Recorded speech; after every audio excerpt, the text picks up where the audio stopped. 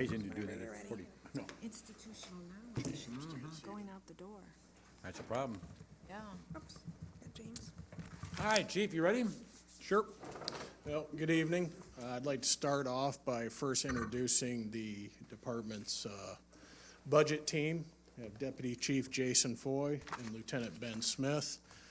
Certainly, the lion's share of the work is performed on the budget by Lieutenant Ben Smith, that he handles all the day-to-day issues that come up with the budget and has assembled the majority of the budget with our review. So I guess if you find any errors, we'll attribute them to Lieutenant Smith. Start off talking about staffing changes.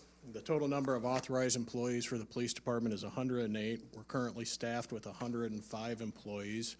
We do have one that's currently at the Illinois State Police Training Academy. He's scheduled to graduate in mid-December here.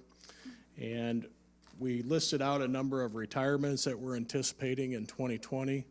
I think that's worth mentioning here a little bit, spending a little time on. For about the next 3 to 4 years, we anticipate that we'll have on average about 5 retirements per year. And that always poses a significant challenge to the police department as it comes to hiring. The process itself is obviously takes significant amount of time. So we can anticipate for the next several years that we will probably continually be playing catch-up to try and get the number of officers hired. And a lot of that is dependent upon available academy space. It just simply isn't there. We have to reserve academy space a year in advance, or we end up on waiting lists for potential openings at different academies. And at one point on one of the lists, we were 170th to get officers into. So obviously there's a great demand and very little academy space that's available. So that presents a challenge. And with the number of hires that occurred in the early 90s as part of the COPS initiative, a lot of those individuals are reaching retirement age or years of service. So we know that's going to be a continual challenge going forward. I have listed out in the document budgeted projects. We continue to use CBDG funding to expand the network camera system. That fund is basically all dependent upon available funding from CDBG. So we thank the CED department for helping us to secure that money so we can continue to expand cameras. We do have an amount that's budgeted out of the state drug fund that's used for cameras where there's repairs needed or we need to make a quick fix, but certainly that is not self-sustaining to continue to fund those type of big projects. I do have listed on there that we applied for a grant through the U.S. Department of Justice, the local law enforcement crime gun intelligence center. That was part of our initiatives to address gun violence in the city. That in late October, early November, I was notified that we did not receive that award. It went to major municipal centers throughout the United States.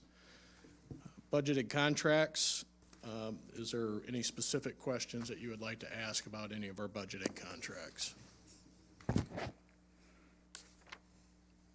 Okay. Revenues.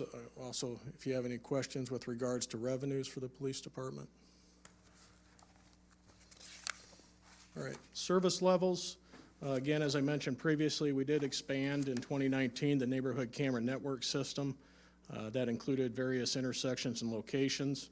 We've also helped facilitate cameras in different city facilities, trying to consolidate the type of equipment that we use.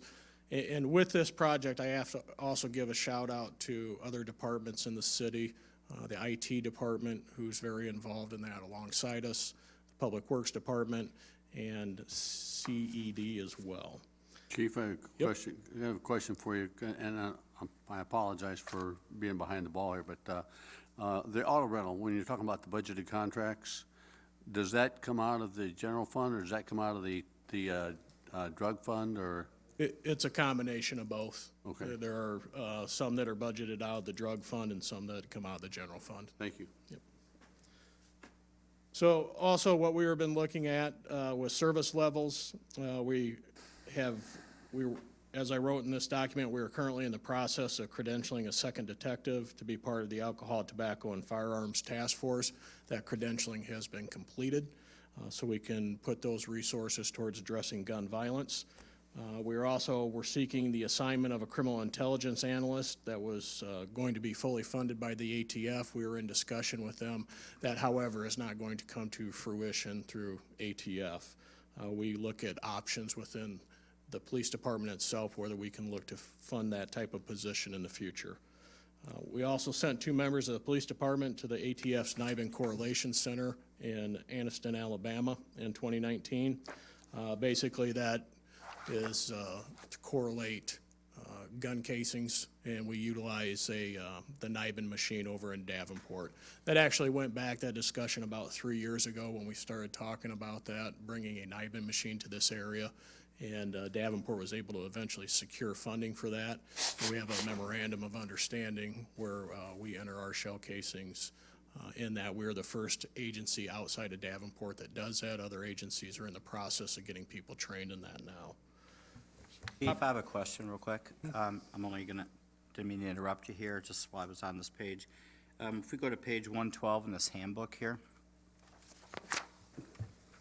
and I'm looking at, under the performance measures section, what is to clarify, because I'm unfamiliar with the letters, what is a UCR offense? Uniform crime reporting, that's what we report to the state of Illinois, who in turn reports that information to the FBI, and that's the crime index numbers. And FBI puts out an annual report that reflects crime trends throughout the United States. Okay, and one more question under that same grouping there.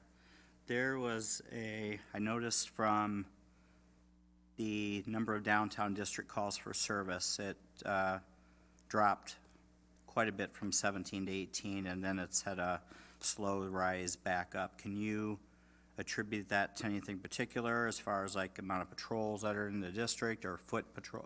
I'm just trying to see if you got some, I know it's probably speculatory as well, but maybe give me some insight on why the change in direction. We have seen an increase in the number of nuisance-type calls that we've received in the district. I believe that we've been seeing that trending slightly upward. We've taken several different initiatives to try and address that through increased patrols in the district, a number of other type of initiatives, special investigations. But we've also most recently implemented a pilot program that involves 3 officers that are approaching the issues in the district through a kind of a non-traditional law enforcement approach. We've recognized now for quite some time, and I think you've heard me echo this at various meetings, that the issues that we're facing, the nuisance-type behavior, and to a lesser degree some criminal activity, that we can't arrest ourselves out of this situation. So we're looking at this approach through, like I said, a non-traditional law enforcement initiative, and how do we address some of the root problems that are down there? How do we get down to what the issues truly are in the downtown so we have a better understanding? Certainly there's some issues with homelessness and vagrancy and things of that nature, but what can we do to reach out to those individuals and provide resources for them through social service agencies? So that's what we've been working extensively on here for the last 4 weeks as part of a trial initiative. And the biggest thing we see right now out of that is the connecting with other resources. There are a lot of resources out there, but it's connecting with those resources and getting them to work for us so we can kind of hand off some of those issues that the police department itself can't necessarily address. They're much deeper issues. And I think we've established some pretty good connections. It's given us a new direction to go, and we'll begin to look at this in the next year as to how we're going to continue to address this type of problem that we're facing.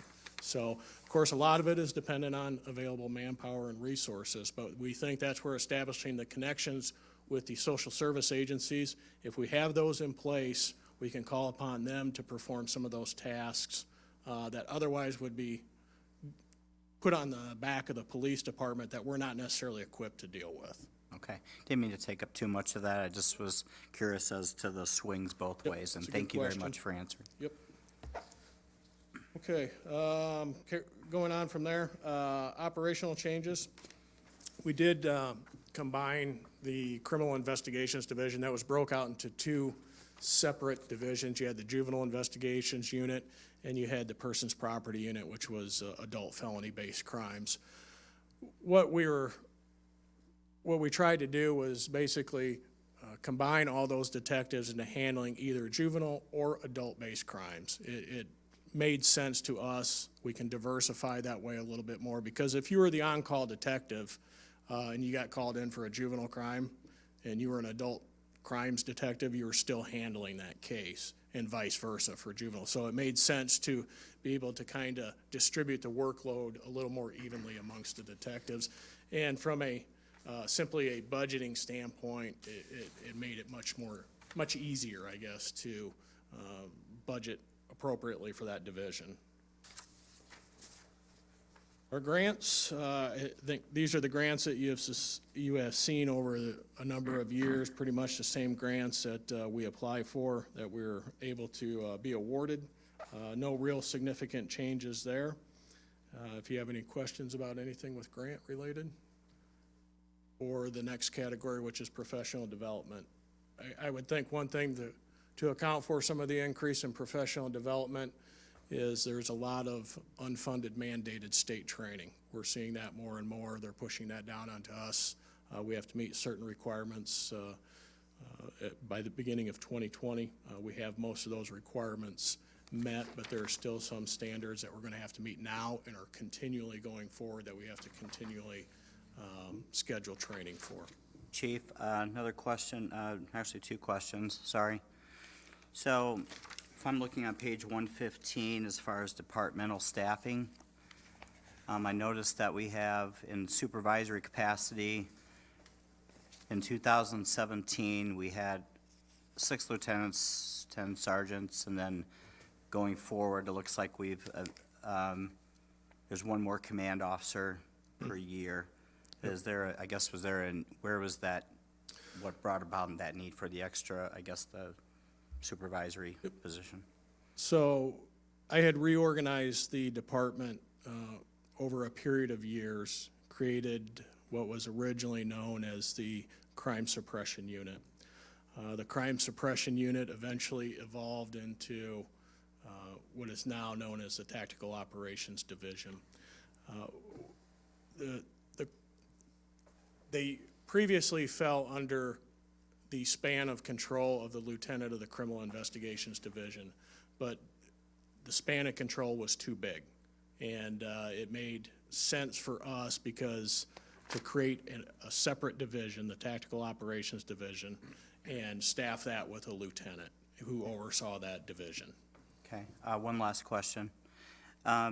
What do you foresee 2020 as far as, I know the city is going to be faced with probably some other issues as far as enforcement of cannabis-related issues. What do you foresee as far as necessary needs within the department that you will need to accommodate enforcement of some of this new stuff? I know some of it's not, as we're going along, it's gonna be fluid. I understand that, but what kind of challenges do you see within your department, and what kind of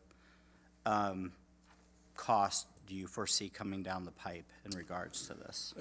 First, I would say that there are still a lot of unknowns, and in order to try and give us the best possible understanding of what the changes that are coming, we do have scheduled some trainers that are coming in here in December to provide training and overview of the new cannabis regulations that are coming in, so we can try and get everyone or as many people to that before the beginning of the year.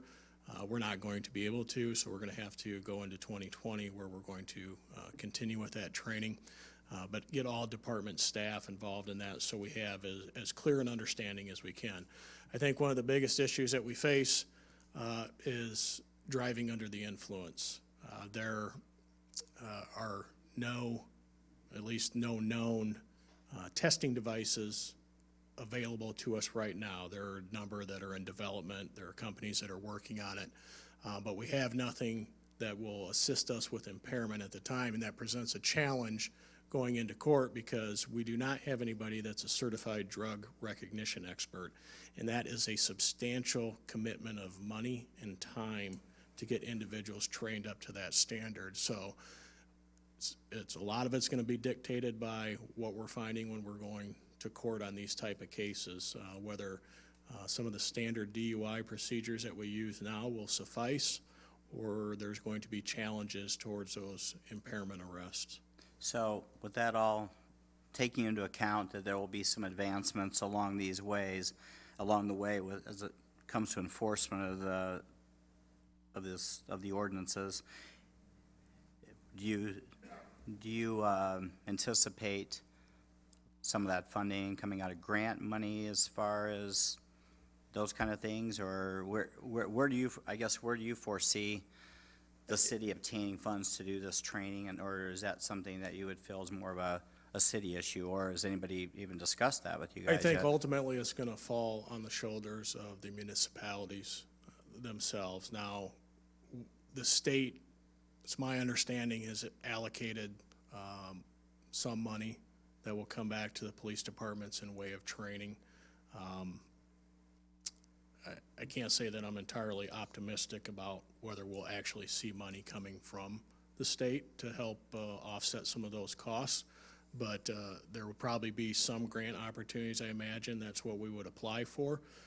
But I think ultimately it's going to come down to a need that we're just going to more or less have to bite the bullet and fund this training, whatever comes along, and have to worry about it after the fact, I guess. All right, I'm done with all my questions. I have one to ask just about the same topic. I'm sure this is, if it hasn't been thought of yet, it will be when the time comes. Are we able to share the cost of that training and the training itself with our sister cities? We have done that over the past couple years while we're trying to get caught up with some of this mandated training. We've shared a lot of costs with the county. We'll bring in an instructor to the police department, and we will invite the sheriff's department to come over. They pay for a portion of the training, we pay for a portion of the training, and that way we're able to, the most efficient way for us to knock out a lot of training at one setting. You know, we'll have an instructor come in for 3 days, sheriff's department pays for part of it, we pay for part of it, and we get all of our sworn personnel through that training in that time. Only the sheriff's department and Rock Island? No, some of this is, there is a mobile team training unit that encompasses this region along with Galesburg. The training is open to other agencies as well, but a lot of it that hasn't been funded by MTU, we've gotten partnered with the sheriff's department to help offset those costs. And sometimes the mobile team training unit will pay for it themselves. Sometimes the funding's had to come from us to get the training completed. Well, since all municipalities are going to be facing the same issue, I'd be hopeful that many of our neighboring communities would also help pitch in and make it a joint effort. I think in a lot of ways, we're recognizing, especially with all the mandated training requirements that are coming along, that it has been a partnership between multiple agencies to bring those trainers in just to try and, get that training completed.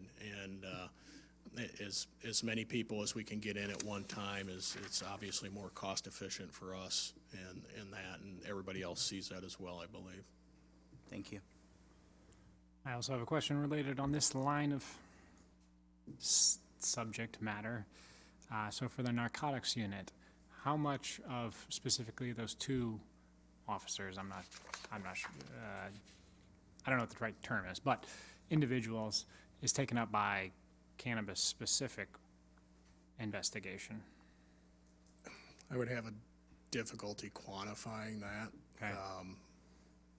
I mean, if I understand correctly from this little paragraph right here, the narcotics unit is not worried about DUI or sort of those types of things. They're pretty much specifically concerned about trafficking, things like that. And if, I imagine cannabis is probably one of the most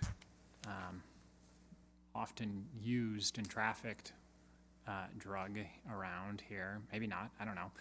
But if now all of a sudden that is no longer illegal, do you foresee transferring some of that usage from narcotics to a different department within? No, there's plenty of work to go Yeah. around in there, Okay. whether there's cannabis or not. Okay. I think one of the things, one way I can kind of quantify the question you were asking is obviously there's an expungement factor that comes with the new cannabis regulations that are coming into place. And we went back and we looked at, through our records management system, the number of cannabis-related cases that would qualify under expungement. Just a quick cursory look, and I want to say it was 30 or 40 that we had somewhere. This is going back to the first round that you have to do. And it works backwards up to a number of years, and I think there was 30 or 40 of those cases that would qualify. So as far as felony cannabis cases or possession 30 grams or less, I believe is what it is, there was, a small portion of those. Okay, yeah, 30 to 40 seems, I don't have any frame of reference, but that seems pretty small. It is. And we spend probably, I would say these days, we spend a significant amount of time involved in a lot more in-depth drug investigations, conspiracy-type cases. We have officers that are assigned to the DEA task force as well, that work in conjunction with our narcotics unit, and that's a lot of the kind of the direction we've gone, is looking towards those larger conspiracy distribution cases. Makes sense. Can I jump around? We don't have a K-9 unit anymore, do we? Oh, we do? Okay, I guess. We have one that is currently working. The other one was scheduled to be replaced in 2020. That K-9 in 2019 unfortunately was injured to the point that he wasn't able to return to work, so we had to retire that particular K-9, and we're looking to replace him in 2020, so we would have two. Okay.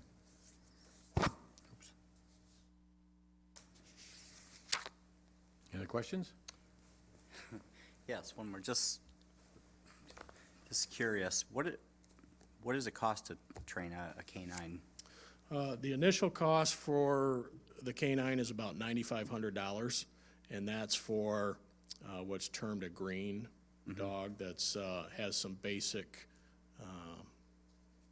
imprinting work, some basic drives that are seen in the dog that make it suitable for police work. So it's $9,500 for that initial purchase, and then we send them away to a 10-week school at the Illinois State Police Academy, and I believe that's $7,000 or $8,000 for that training. Then obviously you have the cost of outfitting a squad car for a K-9, so there's that expense as well. So startup costs are fairly significant. Just curious of what that was, so thank you. All right.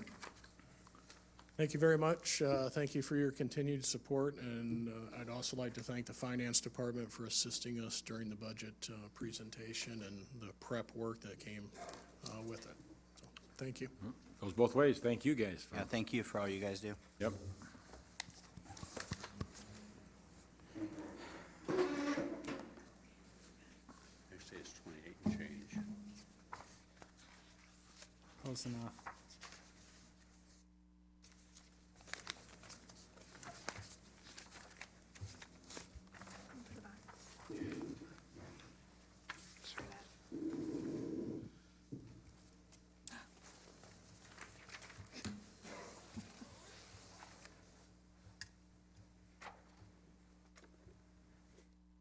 All right.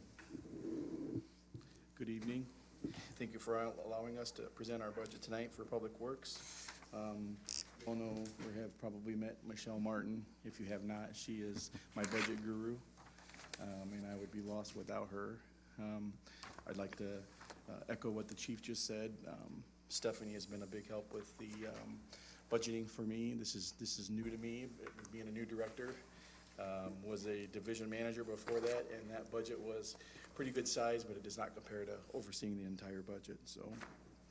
With that, we have 106 full-time employees in Public Works, and that is over 6 divisions, including the administration, municipal services division, utilities, fleet services, engineering, and Sunset Marina. In 2019, we had a technical services assistant in the stormwater area move to CED inspections. The stormwater fund continues to pay for his salary and expenses. Also in 2019, we had a full-time equipment operator was reduced to not fill a vacant position for 6 months. This position has been added back into the 2020 budget full-time. In 2020, we anticipate 6 public works employees will retire next year. That includes 2 office assistants, 3, 1 in engineering and 1 in the fleet department, 1 chemist at the water treatment plant, 1 water treatment plant operator, a maintenance worker 2 in utilities maintenance, and a wastewater treatment plant operator. This budget does reflect the elimination of 2 full-time vacant engineering technicians in the engineering department and removing the GIS engineering interns. It also includes delaying a municipal services superintendent position for 2 months. And again, we have 106 full-time employees. Contract employees, we have 14 contract employees budgeted at a cost of $140,000. You have any questions so far? Does that contract, do you have additional employees in the winter months then that are contracted for snow We do not. issues? Okay. Nope, only full-time. Real quick, let me talk about contract, and it really is not your department as much. Do we listen to like library and that sort of thing, doing snow removal, and then public works, or whoever, do we look at these all together ever? I mean, does library just bid their contracting, and police does theirs, and fire does theirs, and public works does theirs? Or do we look at that as a whole? Ever? Well, speaking for Public Works, we look at ours. You look at just public works? Just generally And I don't mean that for just us. being critical. Well, for snow removal, so, Anything, mowing, snow removal, air conditioning, heating, so they do repairs. look at them together. Public Works, all of the general fund falls under Public Works, so they do the snow removal at City Hall, Police Station, you get the King Center parking lot. The problem is getting to the library fast enough. We can't get there fast enough for their, so, I mean, it's been looked at. They're the only ones that have private snow removal, as far as I know. And so what the question really wasn't just as a matter of whether Public Works should do it or not. It was more of, let's just take pest control. So I don't know if Public Works subcontracts pest control, and library does, and the police department does, and City Hall does. Do we look at the pest control as a total city, or just by buildings? Public Works looks at the city facilities that we're responsible for. So library does look at their own pest control. I'm responsible for City Hall, police station, Public Works, those type of city facilities. Okay. So and Martin Luther King is separate also then, also? Mowing is bid jointly. Okay. Some of those places have different needs, and that's, Okay, no, that's, Use pickup. Refuse collection, as far as contract employees, Or do we contract anything out, or do we do it all in-house? we contract out our curbside recycling. We don't have the capability to do that in-house. And that is Tier Republic Services. It's a 5-year contract. And I believe it's up in, don't quote me, 2021. Is that something that will be up for rebidding? It will. Okay. So, as far as the regular refuse, though, pick up the residents and the businesses, well, I don't know about businesses, because some of them contract out. We don't collect businesses. Yeah. That's against city ordinance. So what about then City Hall, the fire department, and other? We do the city facilities internally with Public Works staff. I'm sorry, I didn't mean to deviate, it was just, Oh, no. when you mentioned contracts, it made me think of. Yeah, I mean, Am I wrong, though, that because I saw in the budget that the fire departments have contracted out for waste removal? So is that not, did I read that wrong, or? So, the refuse department is an enterprise fund, and so each department that we collect pay for that service. Oh, I see. I guess I would just echo off of what the mayor's line of thinking was right there, where I cannot fathom how pest control needs between the library and the Martin Luther King Center and Public Works and the police station are so drastically different that we couldn't jointly bid, sorry. And we could look at that. They're all currently on different contracts, and we would need to see when they all, and getting all in the same sequence would be difficult. It would be difficult. Have done but- that too, so most of the buildings are covered by Public Works. Yeah, Most of the city facilities, so police and all the ones you mentioned.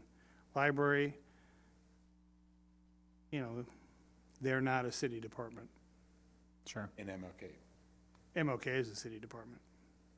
I And we guess- have jointly bid on those things before. And probably it still is on, like, for janitorial, I think they're included in our janitorial. So we look at that, we do look at that every time. I guess I would It doesn't encourage- always work, though, because sometimes the bid is per building, and the bid for the library is more under the bidder that the rest of the city wants, and, you know what I mean?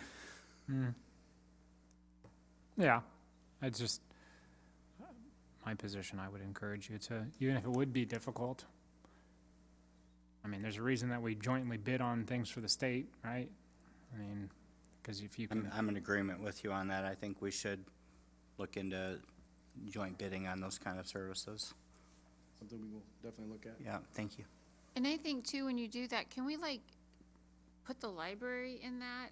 I mean, That's what I was thinking is, even though it's not a city building, city, Right. department per se, obviously they reported to us tonight. Right. And we do feed some money to them, through the property taxes, but could we explore a memorandum of understanding with the library board? Assuming the library board supports that? Yeah, I mean, so we do look at this. I don't want you to think we've never looked at it, because we have on most of these occasions, and if we're not doing it, there's a reason why it didn't work out. We can certainly do an MOU between the council and the library board, When is the last time that we've attempted to look into this, I guess? Do we know? whenever they'll, I mean, I know they all fall under different time frames, but I mean, well, certainly within the last 4 years. okay, I couldn't tell you when after that, but okay. okay, sorry about that. No? Okay. Any other questions on contract employees? So special projects and service contracts, we have a bunch of projects here listed. We did not include the projects that are shown in the CIP. So I don't know if you have any specific questions on these projects. I can run through them. The pavement patching program and the sod replacement program, those are projects that we've always done. We put that project out for bids. Actually, this year, we're doing the work in-house. We plan to put that out next year. It was a little more than we could handle with other duties that we were given, so we will be bidding that out. It's split between funds. It was generally done as a transfer at the end of the season. However, we broke it up to the way it's averaged over in the past as far as contract amount. So 70% was water related, so they're budgeting 70%. So that's why you see that split there. We looked to do ditch cleaning program on Ridgewood Road on the west side. Longview Shelter Roof, John Grip mentioned the shelter roofs. Parks maintenance is under Public Works, so that's why it's shown here as well. It is not double budgeted. The tree and stump removal contract is increasing. We anticipate to do additional work in the parks, as John mentioned as well with his study. City Hall roof repairs, what that is we're looking at the east side of the City Hall and the southeast corner has experienced some seepage in from the parapet walls. And so we need to put a cap over that and do some flashing work. So we're budgeting for those repairs. Is Water. City Hall locally landmarked? Does anybody know? I do not know. do we double check those things with the Preservation Commission before we do physical improvements or changes? We have run repairs by them, specifically with the front guardrail. Yeah, so when we did the, like, outside exterior, like the windows had to be certain all the windows were new in the last several years. Something like a roof repair is not run by them, it's just repairing the same roof, there's no, we're not changing anything. Yeah, I mean, and if it's not locally landmarked, then it doesn't matter, but But we do, we always do that anyway, just for. on we this have- building. As far as I know, it's not landmarked, but I'll check. yeah, do we have processes? I think the process is does the city pull permits for doing its own building improvements? Well, if we do our own work, yes. Okay, otherwise if we contracted it out, then they pull permits? Okay, so that's where it's flagged, I think, is if the inspections department sees a building that's landmarked. Trigger that point. Okay, thanks. Answered my own question.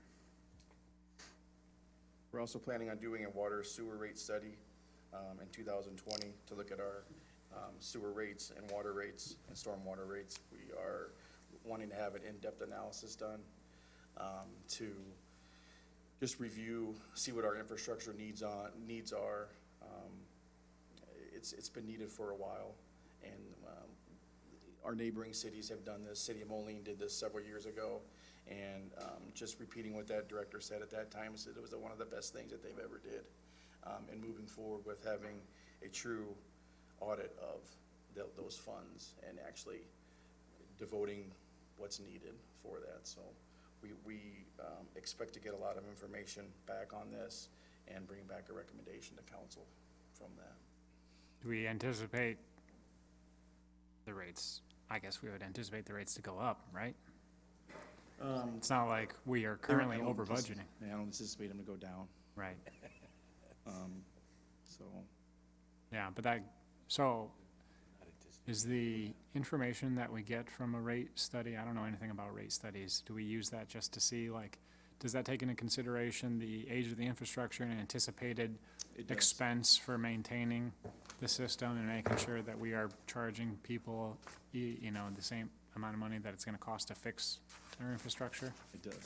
That's the idea? Mhm. Okay. We have garage door repairs at the pump station. This is the raw water pump station. We have non-functioning garage doors for access into the main floor there that need repaired.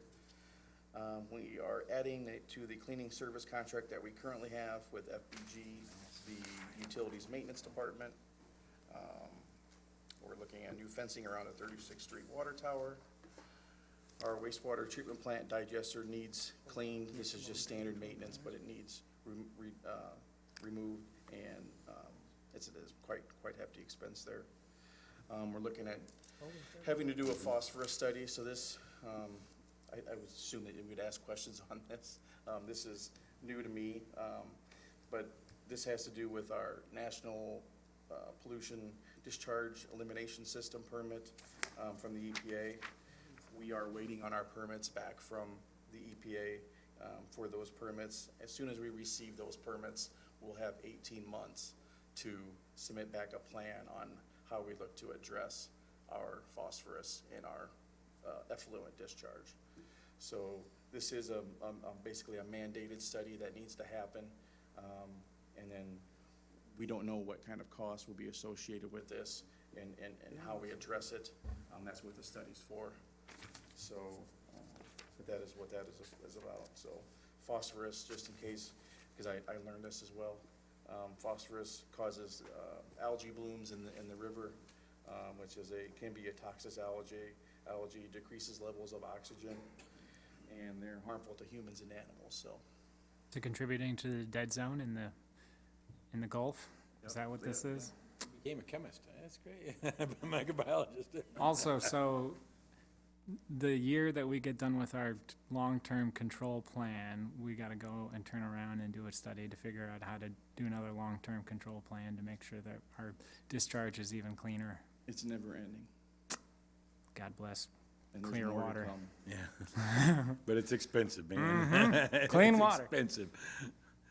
Put it back cleaner than you got it. I appreciate clean water. I do too. You got a mask on. The last two projects here, we have the tow drain televising, which is the drains that run alongside of our levee. Those are required to be televised by the Corps of Engineers every 5 years, and they are due for televising in 2020. We are doing our levee inspection this Thursday, so that will be discussed as well, so we're budgeting that cost. Do we do our own, or do we contract out for that? We tried to do it 5 years ago ourselves, but the amount of debris, there are a lot of corrugated metal pipes, and corrugated metal has the humps in Right, it. right. And it's just, our equipment could not access it. They're too long, it's too difficult to do ourselves, so. Okay. It's just something we need to contract out. Is there any value in enlisting our Sustainability and Advanced Technology Consortium, or whatever the heck the name of that group is for the phosphorus study? I mean, do we have any professionals on that group that could give us some insight on the recommendations of whoever we hire? I mean, just like how we did for the energy performance contract, right? We had the consortium review the RFQ responders and provide recommendation to our staff, who then gave recommendation to us on who to hire for that project, right? I mean, I don't know if we have chemists and people who know anything about phosphorus on that group, but that might be another opportunity to enlist that citizen group. Yeah, I don't know. I don't think we do. That are on that No. task force wouldn't be. No, they understood green infrastructure and energy and, but this would be kind of beyond that level. Okay.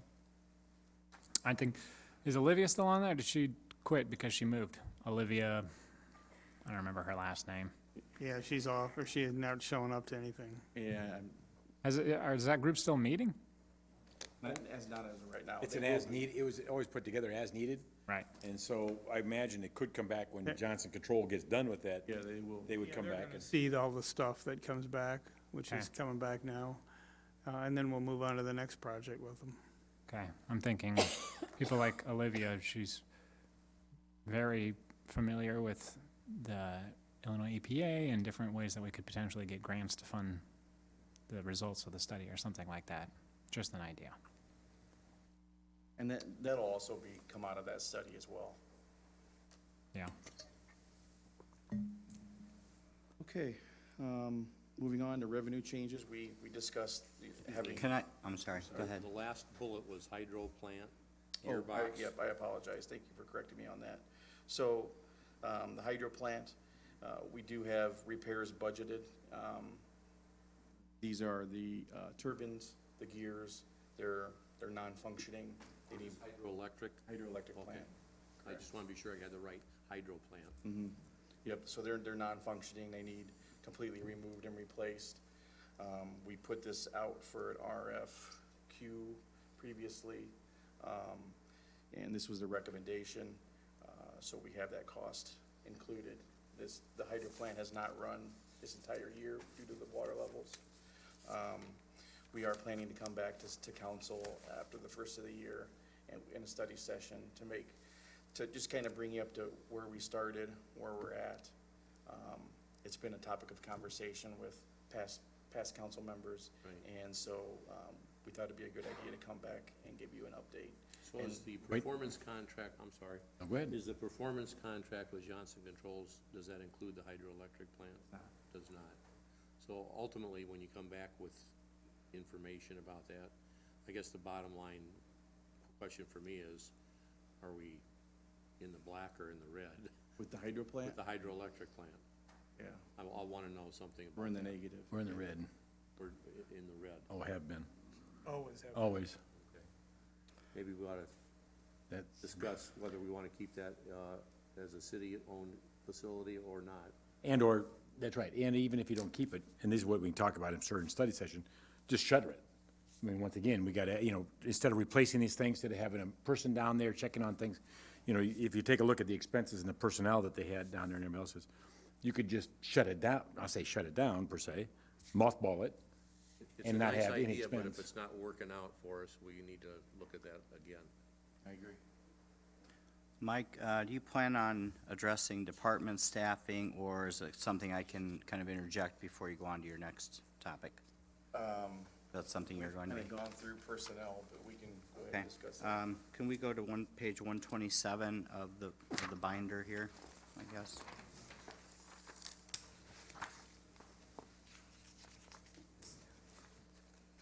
Okay, as I read through the Fleet Services Division, it looks like we have 12 full-time employees, and I'm gonna run through these, and if I'm wrong on these, just let me know. It looks like 1 Fleet Services Manager, 1 lead auto mechanic, 5 auto mechanic 2s, and while I'm on that, what is the difference between a 2 and a 1? Is it a shift, or is it just some class of, One is basically an oil changer, entry level. 2 is more heavy equipment, do everything required in the fleet department. okay? So, we have 5 auto mechanic 2s, 1 auto body mechanic, 1 auto parts clerk, auto parts assistant, 2 auto mechanic 1s. Does that make up the 12? Am I correct in that assumption? Okay. So, I guess my, what would be the role of the assistant, or the auto parts assistant? And again, I'm looking at these because, want to see if we have some positions that are unnecessary or necessary. So maybe if you could clarify what their duties would be. So the auto parts assistant is basically a parts runner. Any parts that the mechanics need, they go out and get that part. They also help with inventory in the parts room. Okay. That's their main functions, along with other duties within the fleet department.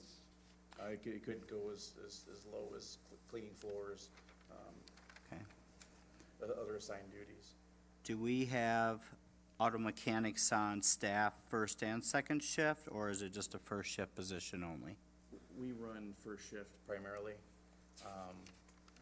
We only go to shifts when it's needed. So if they're going to shifts, most likely Public Works employees are out either plowing or there's an emergency in the city that needs a mechanic. Okay, so we have 5, basically we have 6, 7 mechanics, and then we have a lead mechanic. What's special about the lead auto mechanic, or what is their role? I mean, I'm not a mechanic, so The lead mechanic oversees all the functions of the rest. all the rest of the mechanics, and he reports to the fleet manager. Is he a working supervisor type deal? So it's not just management? Or leader, but So, my other concern is if we are in the business of, I know we've been discussing leases in our fleet department, is there really a need for that many mechanics, since most of those things are all covered under the lease and the repairs of those leases? I mean, is it necessary we have that many mechanics to, or are those basically to other things such as our trucks and our plows and those type of things? I mean, I guess I'm just asking, do you feel like there's still that need for that many mechanics if we're leasing that many vehicles out? I believe there is, just because the age of our fleet. We've foregone fleet replacements in years past, whether that, it basically came down to funding. And so now we have trucks that, and I'll just give you an example, and I don't want to take up too much of our time here, or your time.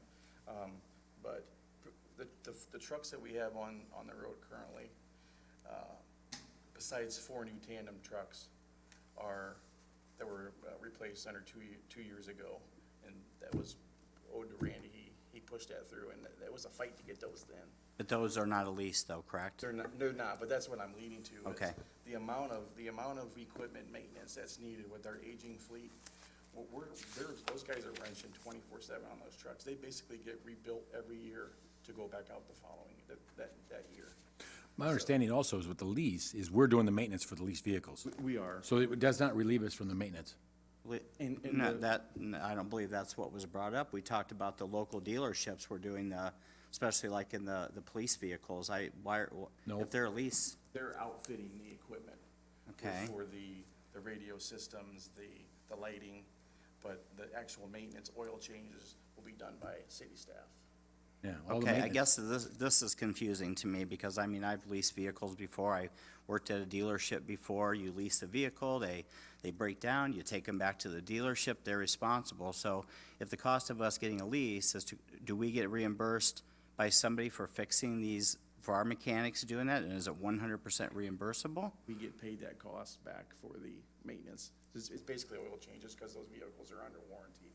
But if we're doing the but that's what I guess maybe there's confusion on my question. So if they're under warranty, we're doing all the work. So the transmission goes out on a leased vehicle, who's doing the work on that? Covered by the warranty. But we're Done doing the but work we're by doing the us? work? No. That's what I'm asking, It's- that's what I'm we're- saying. we're It's not, doing the oil change, light I'm not maintenance. talking about that. I'm talking major things that go on with the leased vehicle. Your transmission goes out, your engine has a problem in that amount of time. That goes to a dealership, correct? If they're under warranty, they would go to a dealership. Right, so basically you're saying that I know you're not saying, I'm not trying to put words in your mouth, but it seems like we have a lot of mechanics to do oil changes. And if we're moving towards this leased way of thinking, when it comes to our fleet, these major expenses, these major things are covered under the manufacturers. They're responsible for that on a lease, correct? Yeah, but there's not really, I mean, besides the light duty pickups, everything else It's all heavier? is all heavier. I mean, it's minimal maintenance with these leased vehicles. Everything else, I mean, so I guess what I'm trying to say is the amount of maintenance changing from lease with what we're proposing is not there. It's on the other side of the heavy equipment, the heavy trucks, the street sweepers, the asphalt injection machines. That's where all of our maintenance is day in and day out. So is any of that bigger equipment, are those leasable vehicles as well, the same as our smaller ones? No? And if I could jump in, with the lease project, the numbers of vehicles that we're gonna lease is still a smaller percentage of our total fleet. And like, for instance, the police fleet, if we proceed with it, will be over a 3-year period, so we will still have the maintenance on the Tahoes. As I'm looking at the performance measures table, I made myself a little note. We really should add on the performance measures the number of vehicles and equipment that we are maintaining, so we can see that year over year, because we do have an asset database of all of our vehicles. I think that would be kind of a neat thing to monitor. It's always my goal that we don't increase our fleet over time, so as we buy new vehicles, I always try to remind them we need to get rid of that old stuff and surplus it. And then the other thing I was going to add is, across the city, what I see and what, Randy preaches is we evaluate positions when they come open and become vacant. So it's not a guarantee when one of our staff retires or terminates and moves on to greener pastures that we are going to replace them. And this is an area in particular, much like engineering, as there's less work, if a position comes open, we may not fill it for some time or for forever, and eventually it becomes not a position we fill, and this will certainly happen with fleet as well. Okay. And we do have a vacancy open that we did not fill. Right. That person became a maintenance worker, one in utilities, and we're not filling that position. Okay, all right, thank you. Mike, I'd like to ask a question. I don't know if this is the right time to ask it or not, but it's been brought up to me, at least me a couple of times, and maybe some of the others as well. Do we do any asset sharing as far as the larger machines and specialized equipment? We have in the past, garbage trucks, but again, you're just looking at when vehicles go down and we need a replacement right away. I don't know if I'm answering your question, so. Well, and I'm just wondering if we have a specialized machine that one of our sister cities would need, that we could rent it out to them, and then conversely, if they had something that we don't have that we needed to run cameras through drains, if they had a camera that would run through the drains that would work, if we could, I guess, trade resources. We do that. I would say that we benefit more because we have the need more.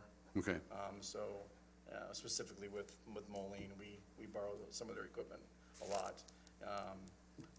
We borrow their graders, however, we've loaned them our graders when theirs is down. right.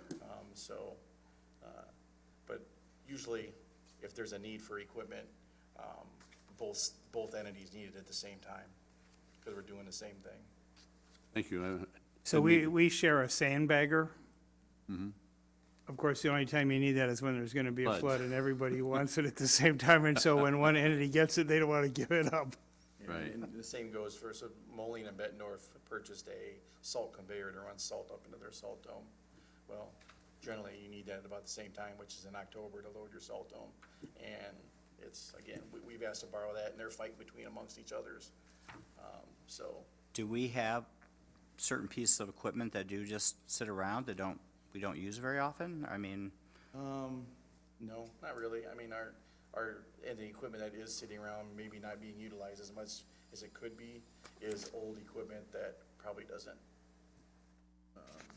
So our grader's a 1981. So, but yeah, no, we don't have any equipment that's just sitting around creating rust.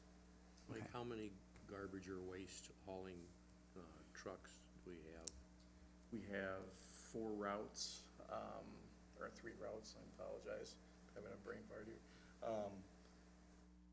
As far as, we have 4 refuse trucks and 4 automated trucks, 2 rear-loading garbage trucks, and that's it. And I read in, I think the city manager's summary, that we're scheduled to replace 2 of the haulers, is that right? Should have been scheduled to replace 4, but due to funding restraints, we're doing 2 this year and hopefully 2 next year. What kind of condition or how old are they? They are 2010s and 11s. I believe they're on a 5 We're or 6 replacing year. them because, We've rebuilt engines, we've welded new floors in the, Cab? the driver cab, yeah. cabs. They're done. 9 years is a The long first time. ones lasted 5 years, I think, and these were supposed to last 7. I get So we're 9. beyond the 7. Thank you. We top them off with hydraulic fluid weekly. I mean, it's time. Might be one reason why we need so many mechanics. That kind of goes along with that. You know, and again, it's just never ending. There's always a cycle. Okay. And we, Not to totally defend what they're doing down there and everything else, but I would recommend at some point you guys go down and take a tour down there and when things are happening. It's a very interesting deal. I've been down there a couple times, and it's a learning experience each time. They're busy. As soon as that snow starts flying, you shouldn't have to, and I guess not to keep going back to this, but generally you shouldn't have to have your guys go out and put your mechanics on standby at the same time. You should have equipment that generally would make it through a snow event. But when we put a full crew on standby for mechanics, and as soon as we have a problem, we call them in. And when I come into work from a snow event that morning, generally speaking, there's a few trucks lined up needing maintenance from that snow event. So there's kind of a domino effect, because this past winter, I got a call from a constituent that their court didn't get plowed. And the short answer to that whole situation was the truck broke down. But nevertheless, I went out to see, what the situation looked like. And if the truck hadn't broken down, the court would have gotten plowed and I wouldn't have ever gotten called. Wouldn't have had to go out. So you support buying a new one. Yeah. and And the leasing is just another component of being able to still replace the vehicles that need replaced on the schedules they're already on. And that frees up the funding, because it's just, we had that cash flow now. So we're not replacing the entire police squad for $1.2 million. We're instead making a payment on a police vehicles for $70,000 a year. And so that frees up that $1 million to be able to purchase the vehicles that need to be purchased. God, you paid attention. thank you very much for answering that for me. I wasn't trying to grill you there, but I just want some clarity. Thank you. as a former diesel mechanic, I can attest that those diesel equipment break and need fixed all the time. And, I mean, we're doing. Put you on call. No, I don't do it anymore. Other duties as assigned to We're, Alderman. we're doing the fire truck repairs in-house. We do. And, I mean, and the newer, I mean, I imagine we're doing all of the new emission requirement We already have a maintenance, certified mechanic that does. cleaning the DPFs, doing all the NOx stuff. I mean, there's like a million things that you maintain on these new diesel trucks nowadays, so. Yeah, they just keep I getting- had the same like customer, same truck would come in like every other week and be like, time to replace the air dryer, time to replace the DPF, time, I mean, it's a lot, so. Thank you. Okay, revenue changes, we've talked about the studies that we're looking to do. The 4% increase in water rates was approved in 2015. We are proposing 3% increase in wastewater and 3% increase in stormwater rates. And we have a month, or a yearly contract with the curbside recycling contractor, that's on a 5-year contract, and that was a scheduled increase from $426 to $439. Service levels, this is just showing basically what's required for a winter snowstorm and personnel needed. A major snowstorm requires the assignment of 24 employees. This used to be 20. With the addition of parks maintenance, we now do the city park facilities. So we've increased our personnel for that as well. So that comes to the 12 per shift. Any questions? I have a question about the increasing the water and wastewater and stormwater rates. Yes. What's the rationale for increasing them? We do an in-depth analysis with a cash flow, and we plug in our projects from the capital improvement that we'd like to see replaced on a 5-year outlook, and that determines the rates. And that is what we're proposing at this time. We have infrastructure that's not being replaced. That's plain and simple. We have the collection system in general. You can see it with the water filtration building. We're putting millions into that. That's needed. Same with the sewer. We're investing at where we collect. We still have more improvements to do where we collect the sewer and send out the water. But besides that, we have sinkholes in our boulevards. We have sidewalks collapsing because of stormwater issues. You drive around, you see the barricades everywhere. That's the reason these projects aren't getting done, because we don't have the funding. And so it's to a point where we don't do the projects and we continue just on a, emergency response type thing, or we fund it and we fix what's needed. Thank you, and the reason I asked that question was, I want to be able to answer the complaints that we get about raising taxes and raising fees for things, and those are all good reasons. We're currently on the water deal, I just happen to have a little deal, but we're the lowest amongst the Quad Cities here as far as the water rate. That was a very helpful chart that you sent out. Weren't we just talking, though, about doing a study for increasing stormwater and sewer water, but we're already going to go ahead and do it? So what's the purpose of the study? Well, I'll jump in and say, this would be a 1-year increase, and then the rate study will take a year or more. And then that would be a bigger plan going forward, and if rate increases were needed, it would be multi-year rate increases. So really, the rate study is really a comprehensive, be quite a project to go through, be a very comprehensive view of our utility infrastructure. Okay, I appreciate that, but I know that when the citizens say, well, you just raised our sewer and stormwater, but now you're going to spend another $50,000 to do a study to see if you can raise those fees, and we have to be able to give them some rationale as to, because I'm not an expert of it. That's why you're sitting there and I'm sitting here. You're the expert. So the study isn't to see if we can raise rates. The study is to make sure our rates are correct. Okay. Because we are also not experts in that. I mean, we use projections and spreadsheets, but we're not experts in it.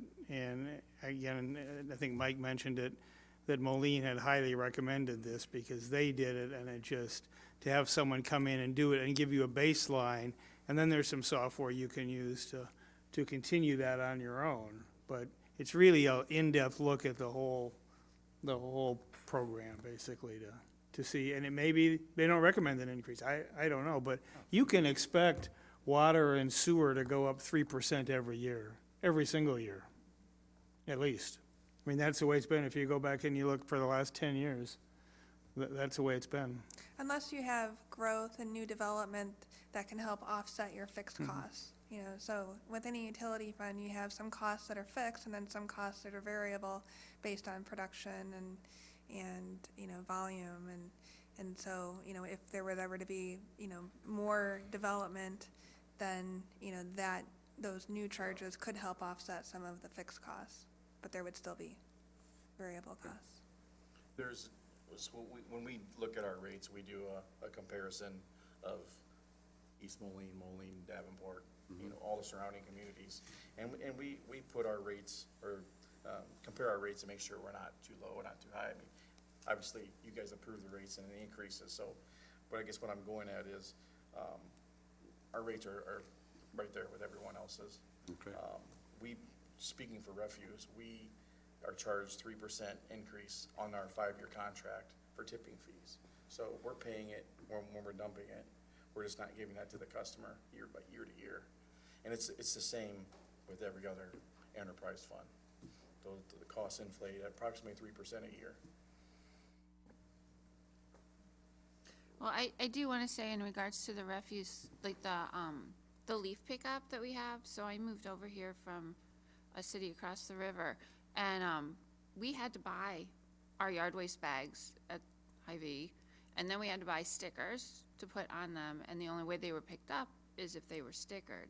And so when I moved over here and realized that we got free yard waste bags and the free yard waste pickup, I mean, that's a huge benefit that I think people who live here don't really fully appreciate how much that saves them every year as compared to if they had to go out and buy everything and pay for it. We to don't be get picked free up. yard waste pickup, where we have to pay for stickers, still. So she's referring to the leaf collection. Right. Oh, yeah, okay. Right in the fall. Yep. No, but I agree. It's a great program. I think we do it best, and we do it the most cost-effective way compared to neighboring cities. And, you know, is there more efficiencies where we could save money? Probably, but you'd have a lot of upset residents. Mike, so when we do special pickups, which are fantastic, does the city then take scrap metal certain places, and does the city get reimbursed for scrapping that metal out? How does that work? What do you guys do with that? We generally dispose of most products. But there's no attempt to take scrap metal and recoup some If we funds? do, it's run through Dell's Metals and put back into the appropriate general fund or enterprise fund. Okay. We've done that with some lot cleanups. Recently, we had some material that we had to go on private property. Instead of throwing away, we sent a separate truck and dispose of it. And got Okay. reimbursed that way, All right, so. thank you. Okay. We're not expecting any operational. Real quick, about the leaf bag, since we're talking about it. Might be a good thing to talk about a goal-setting session, but there's increased attention to not immediately raking your leaves, right? Allowing habitat for butterflies and all of that wonderful stuff. Perhaps we should consider only doing the free leaf pickup in the spring. And if people want to pick up their leaves in the fall, against, you know, environment, I know it's a change in the way that we do things, and it might be a generational difference too, that some people want to have a nice clean yard in the fall. But, you know, there are environmental concerns about always raking the leaves before the winter. And so perhaps we can save some money by only providing free leaves in the spring, free leaf bags in the spring. And if people want to still rake their yards in the fall, they would have to pay for them. I personally think, Dylan, that probably there's the other side of things too, where if we have that free, there's gonna be incentive for those people to rake it, get disposed of, we'll say, as opposed to let that sit around, get clogged in some storm drains and things like that, could cause some other issues down the road as well. So, just Certainly. something, just for food for thought. Yeah. An idea. Public Works would love for you to eliminate one collection. Whichever one it is. I'm not, let's do it. Let's get rid of the fall one. People can still do it. People can still do it. They're just gonna have to pay for it, right? If you bring that up under other business at the next council meeting, I'll have some comments, but I'm not gonna get into it now. That's all right. Operational changes, we have no operation changes in the 2020 budget. With grants, we do the solid waste assistance grant from the Rock Island County Waste Management Agency. That brings in about $30,000. The grant funds a portion of the cost of solid waste services, and it's an annual grant as long as they are currently offering that grant. And each year, it is a question of whether they continue that on or not, so. We also, and full disclosure, in watching everybody else do their presentations, I would look at restructuring this next year. This is my first time doing this, but I thought of a lot of other things that probably should have been in here, so I apologize. But we do also apply for the build grants, the STBG grants, and other applications. So that's not just the only grant that we're going after or awarded. As far as professional development, that was decreased, $1,412 from 2019 to 2020. I'm surprised about that because you're gonna have to train a new chemist if you're gonna lose one. What's that? Or you're gonna have to get a new chemist certified, aren't you? You're losing one? You're losing a chemist? Did you? Losing the chemist. We have more than one. We have more than one. Okay. Yeah, that's a water plant chemist, right? It is. So she has an assistant, Okay, so. thank you. The CIP was submitted to finance, and that's in this packet as well. We want to go over that, but we'll be doing that at next council meeting. Utilities, the details are attached here, so do you have any other questions? Thank you very I much. think we've beaten you up enough. Again, Mike, just, I'd like to express our gratitude for all the great work that you do here for the city, and so, thank you. Thank you, Mike. Yes, thank you very much. Beating them up. The other people out in the audience have had to sit out those hard chairs for that much longer. Is it break time? Let me see. Yeah, I know. Got time to get a water break here? We've got a scheduled break, actually. Just reminding you. All right, Never ending process. when do you want to come back? 8:20. 8:20 is good, just enough time to get a. 4 minutes. 4-minute break. 4 minutes. 4-minute break. All right, 4 minutes it is. I forget to start off.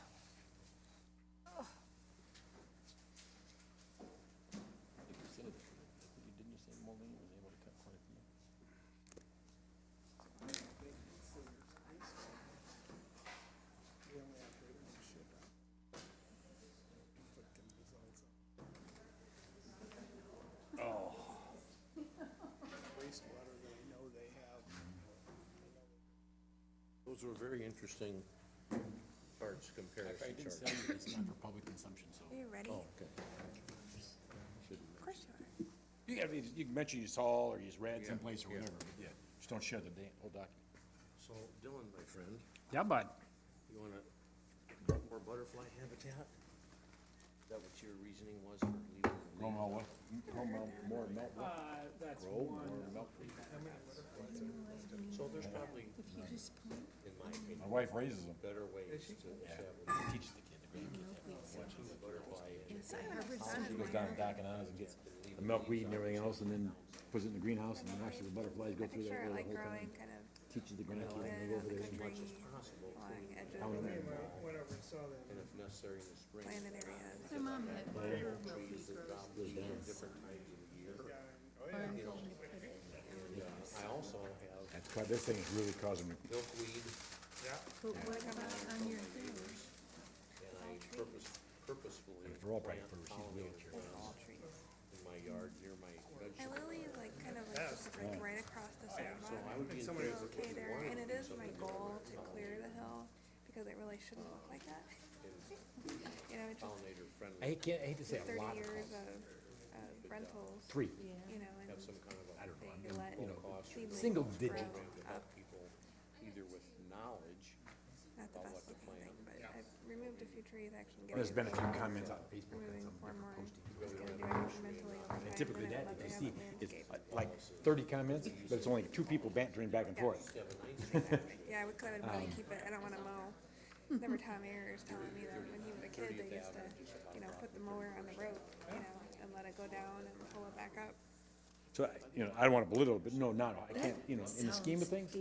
Doesn't it? I'll get out. It's not, now has everybody seen it or heard it, once again, yes, it's been out there public, I thought for me, But I was sitting in your some seat, people just don't look at social media, and some people don't, didn't I get a just kinda newspaper, what took is over a it? You know, space until they get the tax bill, they may not around the room for a realize second it. just to get the blood moving a little bit.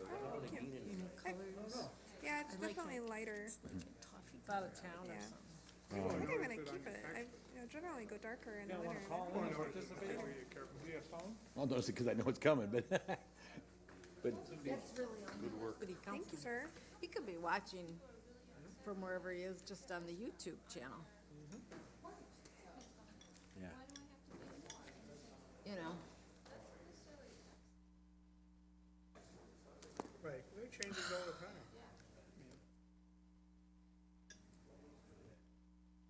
But, obviously this year, it looks like several entities, I hate to say they're all gonna go up, but the EAV going up is gonna take them up, some up automatically. And then the county and the school, I think, affected it. Tell me about some software, I don't know about any other entities yet. get me an account, it's like, for But, this kind of, There's a number of entities hitting this year, it would have been, yeah, it automatically transcribes it. but, I should. You're pretty slick. Did I have an error? Yeah, for that. and 'Cause it's for, like, interesting, in study some session, townships, 'cause it's I'm going like, down. I gotta DAV turn went these down. around in, what, a week, Wildwood 2 went down. weeks, maybe? I'm like, Jeffrey's house went down. not gonna Yeah. happen. I'm tired. Yeah. Let's figure it out. That's all right, I think I might have that one. Set up a tablet and do. There's no doubt people are gonna see it. I don't even need that. But it's interesting, Yeah.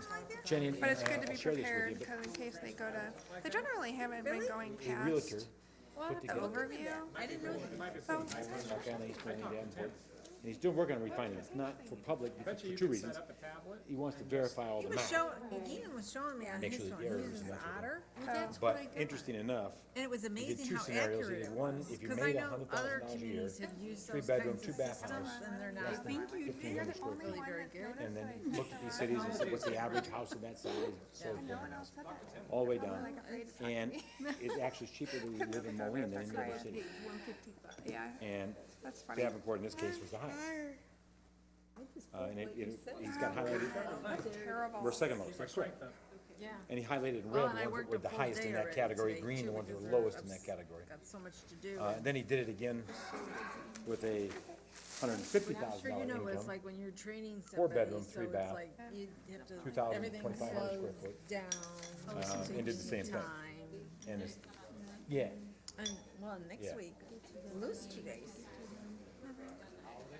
Because of holidays, so that'll be a minutes week. and so, And I was, so as much as people sit there and saying, now, obviously this is before we Wish have we did increased our have a taxes, study before the session, county that would has and that sort of thing. So those aren't, this is before the water, our tax increase for water and sewer and that sort of thing. So that could change it, don't know how much.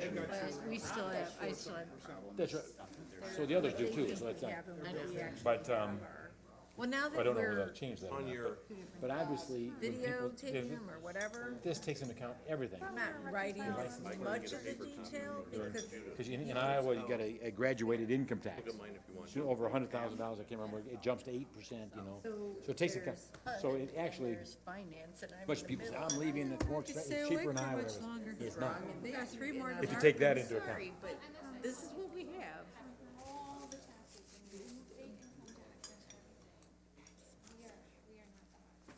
And this does not take into account if you're sitting saying, okay, I got a 1,500 square foot home here. I want to stay at the same square footage over there. Obviously, the price goes higher. So this doesn't take into account if your I haven't had mortgage goes up. baklava yet. I need to Sandwich borrow with it more. either. You know, I will This have doesn't take into piece of account that. interest on that money that you could get to borrow That's more to like get my that. favorite. And his is really good. Yeah. I, I can't imagine him, Randy Hurd or Randy Tweet? Yes. Except for Sam's, yeah. Except for Sam's, and that wasn't even too much over. I mean, I'm Yeah. thinking, if it's the same, that looks good. Yeah, this was at Aldi when I Well, went the school, yesterday. Like they and have get, like and a the, and the school, sale and the school section, district gets on you know, it too. I like keep weird bringing that special up. stuff, and I got a couple of these. Yeah, They're if kind you of don't get them, expensive. you're not gonna be able to get It's them. the Yeah, sales it's tax kinda like that the they get last the 1%. call for special stuff. But it was good. Not Like, gas tax. Oh, yeah, too. the gas prices. Gas per gallon is cheaper here than it was in Moline. Or as cheap than driving over there and your cost of driving there and back. You figure it all out. I started doing what Jen did. I tell people, well, you know, buy your gas in Rock Island, cause it goes directly to our That's, streets.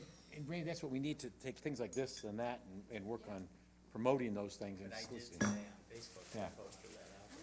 But even if it's a newspaper article and make sure that, you know, 'cause it's not everybody's social media, but This is true. Letter to the editor?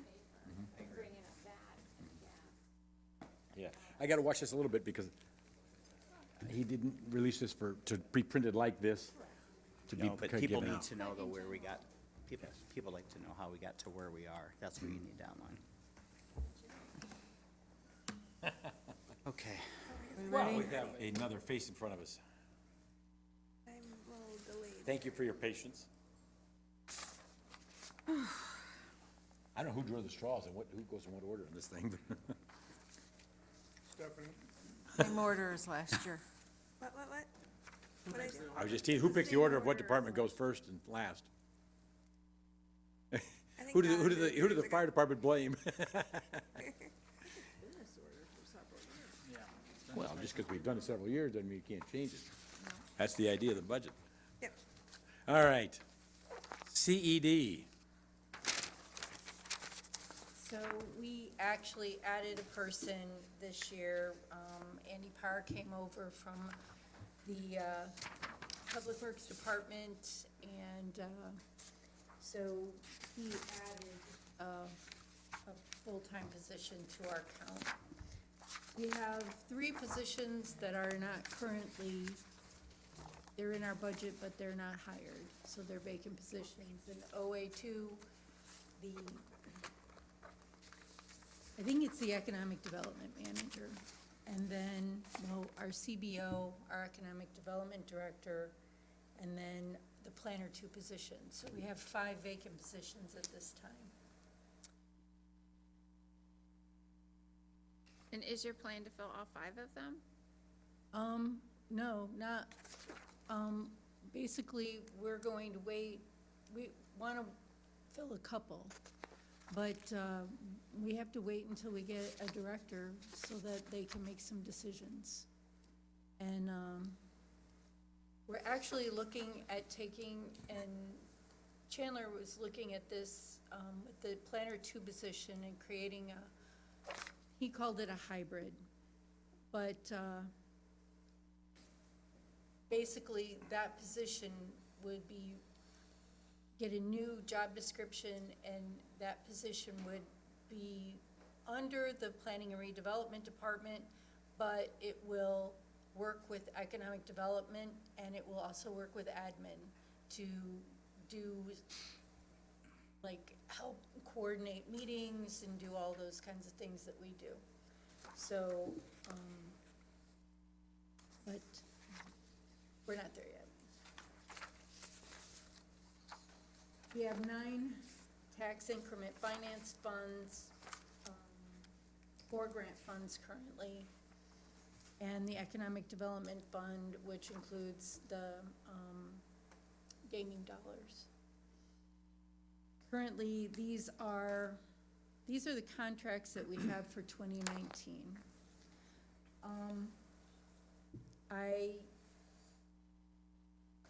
They were looking at using the SERLIF fund to just pay for agri-solutions in GTI, but based on the council initiative and the desire for a no-interest loan program, we shifted those payments to our gaming contingency, and we are looking at developing a program, a low-interest program, using those SERLIF funds. So you'll see some changes with that. Pancake House and Dunkin' Donuts, we've paid out our part. Dunkin' Donuts, that agreement was only based on sales tax. So Stephanie is taking the sales tax portion of our agreements, and she will be running them through her shop. The DeSoto Arts Building, it's an old building, and so it needs maintenance. We fixed a wall that was slumping last year, or this year. We have to replace some windows and stuff, so that's why that's in here. We do a lot of property tax rebates, whether it's through development agreements or our new construction property tax reimbursement program. So we've kind of given you an outline of what those reimbursements look like now. We expect that the Garden District will begin requesting those rebates as soon as they start selling them. They've gotten their COs, and so those are up for sale. One of the things that we will be doing in 2020 is we will start to shift the costs that are sitting on the downtown TIF. That will expire it expires in 2020, but it will rotate into 2021. But all of the personnel costs, all those different things that we expend out of there, they have to be shifted. So we will be working on shifting all the downtown TIF expenditures off.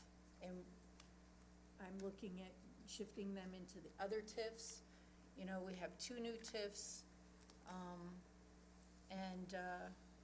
So we'll be working on that. And that TIF is going to expire, and it cannot be re-upped. Can I interrupt for a second? Sure. Going back to, you were talking about 5 vacant positions and filling 2 of them. However, when I'm reading under the staffing changes, it says there's 3 current vacancies.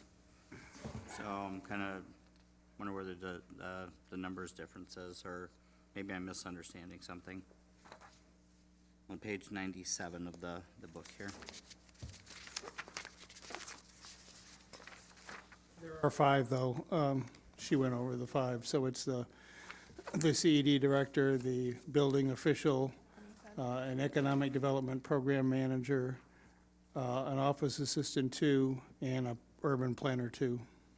Okay, so is the one of them to be, so of the 2 that you're filling, one of them is the director position, is that correct? Everything is on hold right now. We definitely are going, Thinking no. on this because the Yep. book is different from what was stated, I'm Yep. just clarifying. that's all.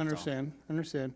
So we are at some point going to fill, we do need to fill a building official.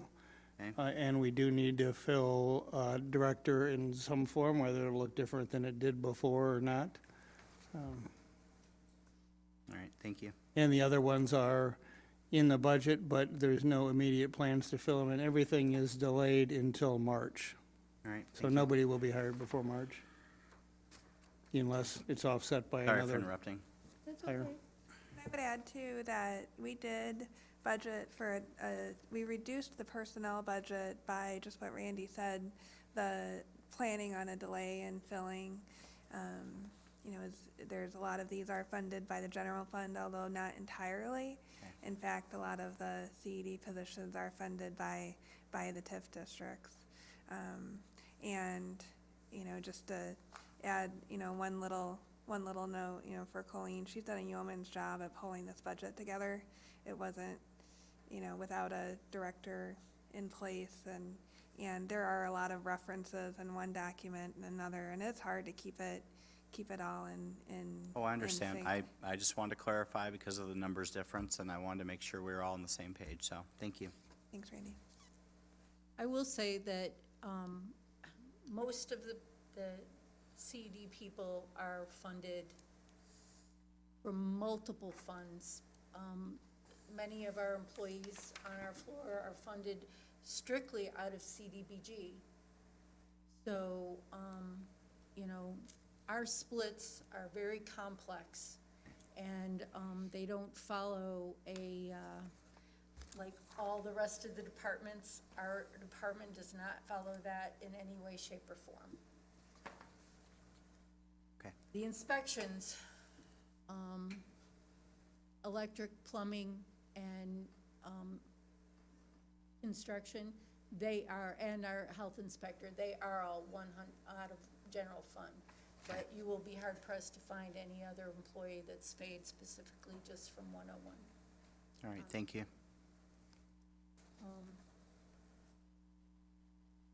So I expect that our CDBG grant will be in line with what we received this year, $1,051,868.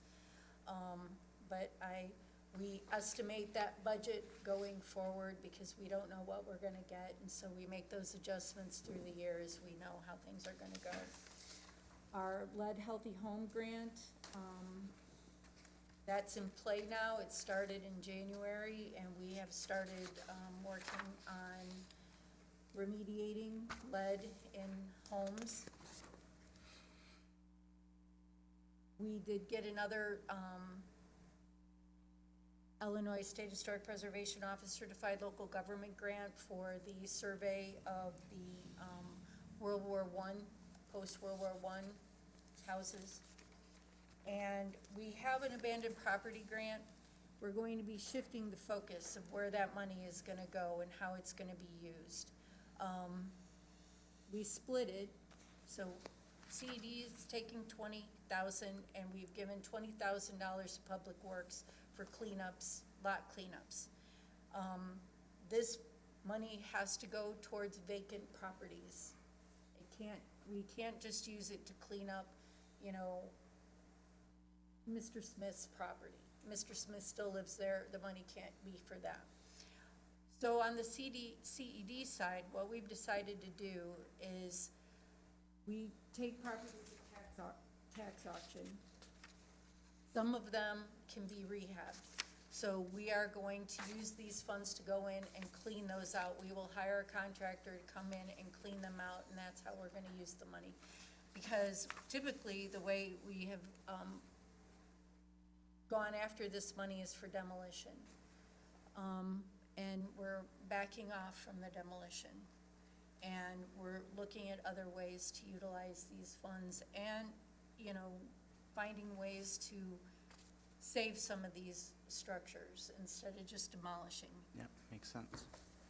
The other thing that we're trying to get away from is buying property. You know, Miles is doing an amazing job of finding buyers for the 72 plus lots that we do have. So, we're gonna keep moving in that direction and trying to divest ourselves of those properties.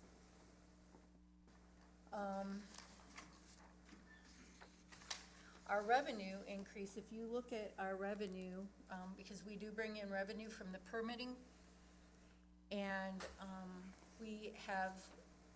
we're going to be a little bit skewed in 2019 because we raised our permit prices.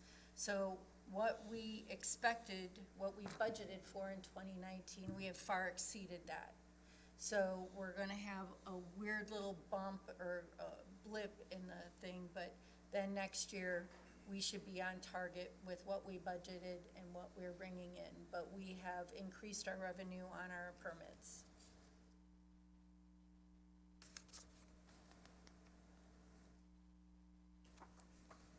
We will continue to provide all the same services. We have with our, loss of a CED director, the 4 managers, we've come together and we are holding the program and the department together, and we're making it work. And I feel very comfortable in what we're doing and how we're doing it. And Randy is right there helping us, and Stephanie helps us, so we're okay. We did change one job title, and you'll see it on the table. We used to have a construction officer. That person did all of our CDBG construction. But when we got our new CBO, what we did is we decided to take that position and change it, and it became the housing property maintenance. So there's 4 housing property maintenance, but one of those people is solely dedicated to CDBG.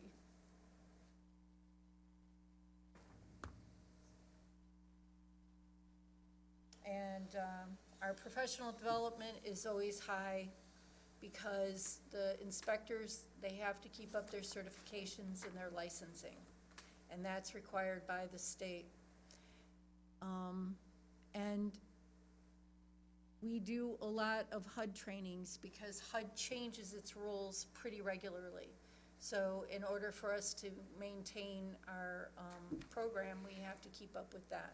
So as a department, our professional development is maybe higher than most other departments, but we can justify those costs.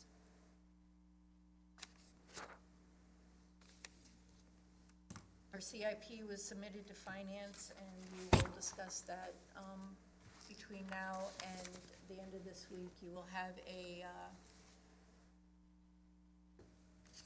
progress report on all of our CIPs, because our gaming grant is in there, and all the other little funds that we hand out, Metro Arts and those things. So that'll all be to you before the end of this week.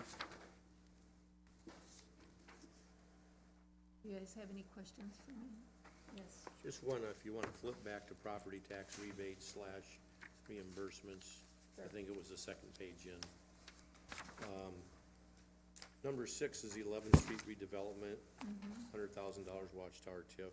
Yep. Is that money just budgeted there in case we get a business that wants to come in or we want to make improvements?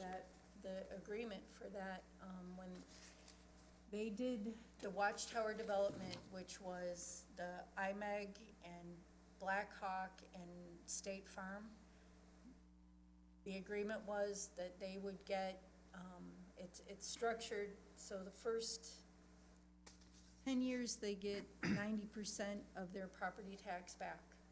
And then it will reduce to 80. And the agreement itself goes to 20 years or $2 million in reimbursement, whichever comes first.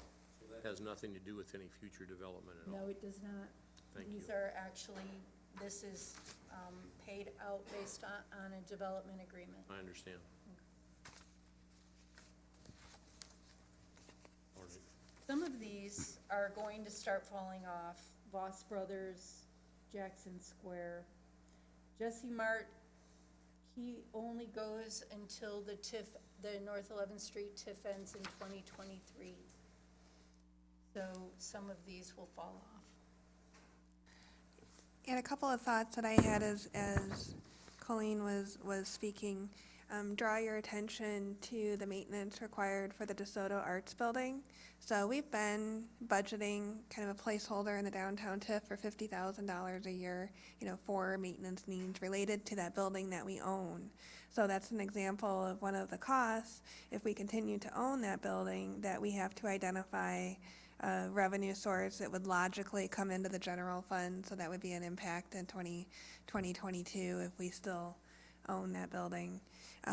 The other thing I had in my list is you don't see budgets right now for the 2 Millennia TIFs, so Heather Ridge and Century Woods. They're minimal increment next year. They won't get a distribution for it, but you will see that be budgeted starting in 2021 and going forward. And then, it's interesting that you brought up the North 11th Street TIF. You know, we had a meeting last week, and it is my recommendation that we extend that TIF. It is a viable TIF that's producing increment, has done well, and I just foresee that there's a lot of growth potential still where we could use those TIF dollars for good. So that would be something that CED and you know, I'm willing to help with it, so finance would help with bringing that project forward. It does take legislative action to extend the TIF, and so it would be something that we would need a consultant to help us through, and TIF attorney. We do have a TIF attorney, and we work very closely with her, so,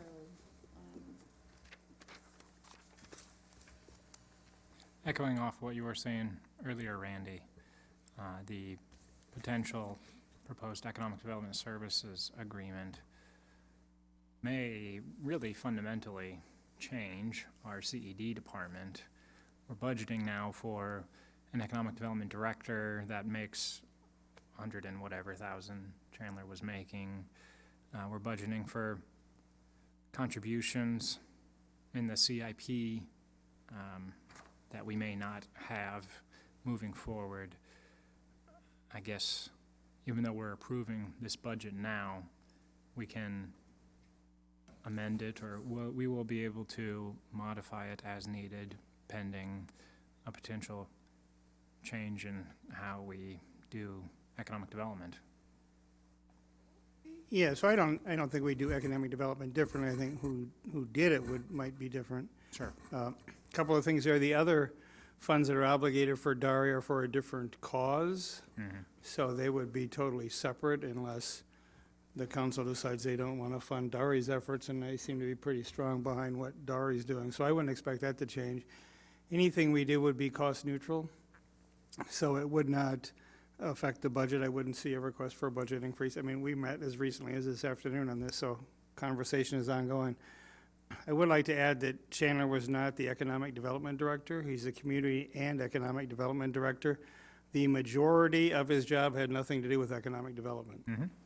So it is not a position that an Economic Development Services Agreement would cover in those functions except for a small amount of economic development. Chandler was very involved because for much of the last 3 years, he didn't have anybody else. And, you know, Brett was here, Brett left. Mark was here for a while, he left, and then now Tara's here, but Chandler had to do all of that. But typically, it would be Tara's position, and, you know, we do have a vacant position. Those are the positions that do the economic development.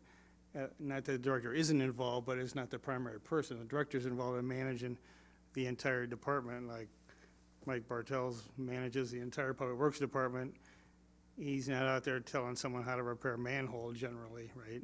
You know, Right. but he's, so I don't want you to think that that position was just economic development director, because it's so much more than that, and that's a small portion of that department, as Colleen can tell you.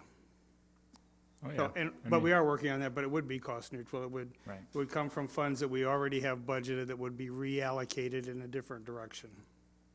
and one of the things that, I mean, we would continue to do economic development in our TIF districts because we are the jurisdiction, and we must be legislatively and legally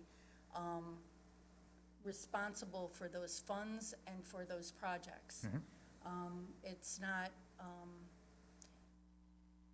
legally, I don't think we can turn that, that process over to any other entity. So we would continue to be doing those economic development things within those TIF districts. Certainly. Stephanie, maybe? Hotel motel tax. Is that within CED, or is that within, I mean, I guess, which department claims hotel motel for accounting purposes, perhaps, I'll put it that way? So hotel motel tax is collected locally, so the finance department gets those returns from the hotels and deposits those funds into the general fund. We don't assign revenues for the most part to a department unless it's just like really specific, like, you know, police fines, that kind of thing. But, so it's in the general fund generally. CED has someone that sits on the Quad City Convention and Visitors Bureau, you know, meetings or boards or committees. I'm not quite sure what the role was. So there certainly is that economic development tie. And then they do manage the, communication and distribution to the Quad City Convention and Visitor Bureau for their percentage that goes back to them, which is about 0.25%. It's actually kind of a weird little calculation, but it's right about 1/4, or 25%. So CED processes those invoices, and finance helps with like the true up, because there's like a quarterly payment to them, and then, you know, after all the years tax receipts are received, there's a true up payment that makes sure that, you know, they're at their full percentage for the year's receipts, because there's a lag, you know, by the time we get December's receipts.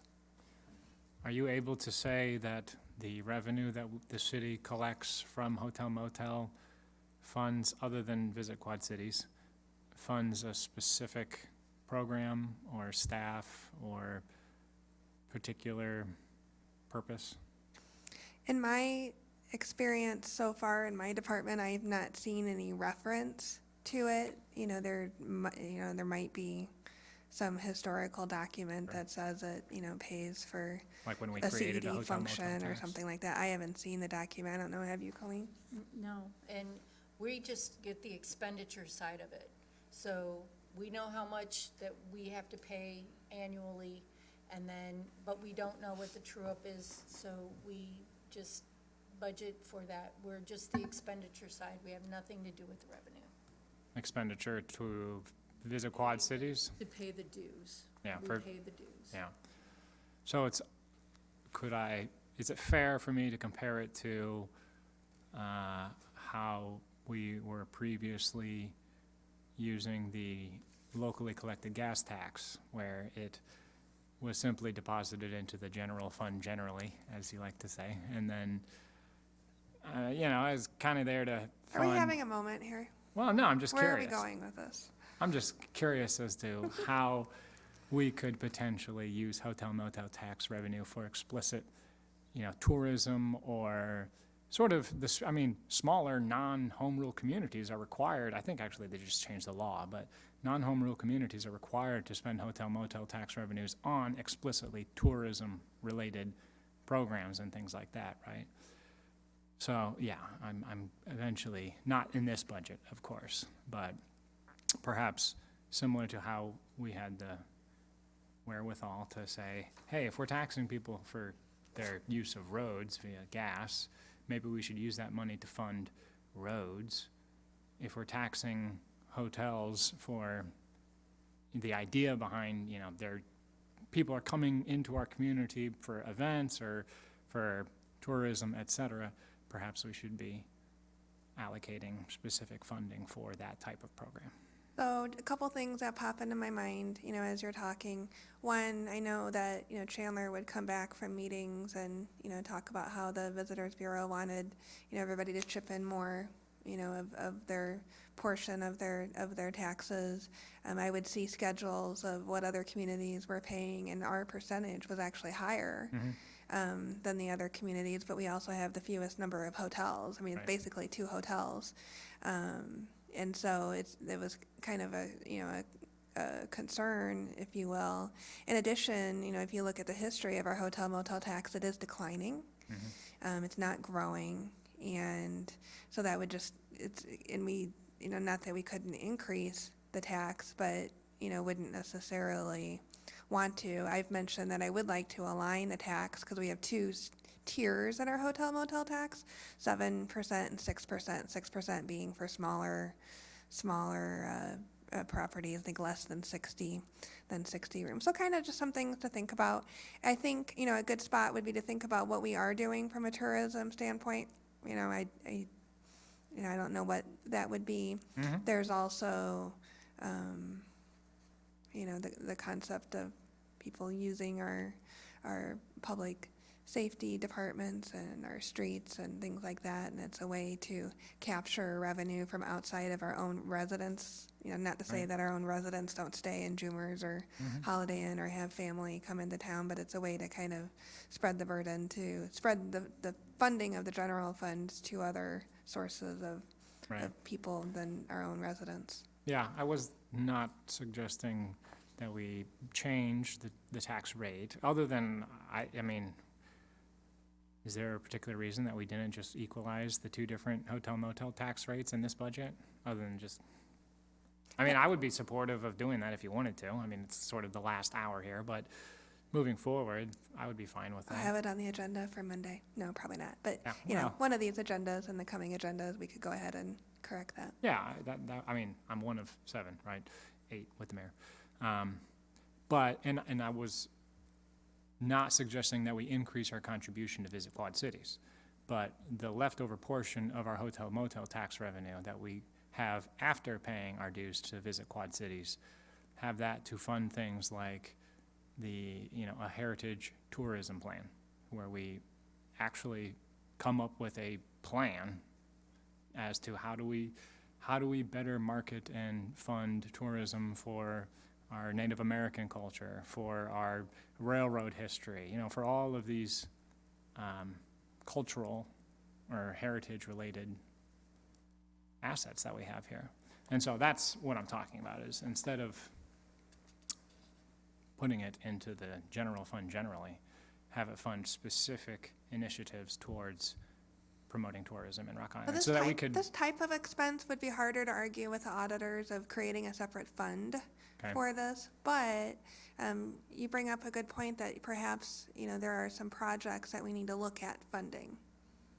And it's Oh, yeah. it's just a general fund project that can be budgeted. So if there's, perhaps a policy decision and strategic planning going forward to, identify, once you get kind of a placeholder in a department's line budget, whatever department this falls in, once you have that placeholder in there, it just kind of stays there. So maybe we need to be spending, $20,000, $30,000 or more a year on tourism development, because there is an economic development If we want, fallout from it or bonus from it, and that we just need to get that in the budget and, and kind of plan on it going forward, and. or we could use hotel motel tax revenue to, fix the completely falling apart mural across the street from the library. I mean, are people going to want to stay in the downtown Holiday Inn if there's a mural actually kitty corner from it that's faded and. Yeah, they're those not are the good most visually examples of appealing. projects that, we need to have in line in the pipeline. I'm currently sitting on that board. The arts? No, for Visit Quad Cities. Yeah, I well, took Chandler's spot at this Yeah. point. and Visit Quad Cities is good, and we need to continue working with them, but I'm in addition to Visit Quad Yeah, Cities. no, that's fine. I just want to let people know. Yeah. Okay. Yes, a conversation for next year. And then the Cool. last thing I'd like to say is we continue to work across departments with police, public works, and IT to use our CDBG money to fund what we can. We have the meetings And for the. parks, and parks. I can't forget parks. We have the meetings for the annual action plan for our CDBG stuff here in December? Till the beginning of the year. Oh, so the ones that were currently scheduled for December, they're being postponed? No, Isn't I'm there one doing on- CAC, Citizens Advisory Committee. Yeah, okay, I'll just follow up with you on email. Thanks. Thank you, Colleen. Thank you. Thank you very much. I mean, Colleen's done a great job, not only Stephanie talked about it with the budget and everything else, but over the last couple of years of working with all the different HUD and et cetera, getting some issues that we've had with those agencies straightened out. It's quite a process of untangling, and so thank you very much for those efforts.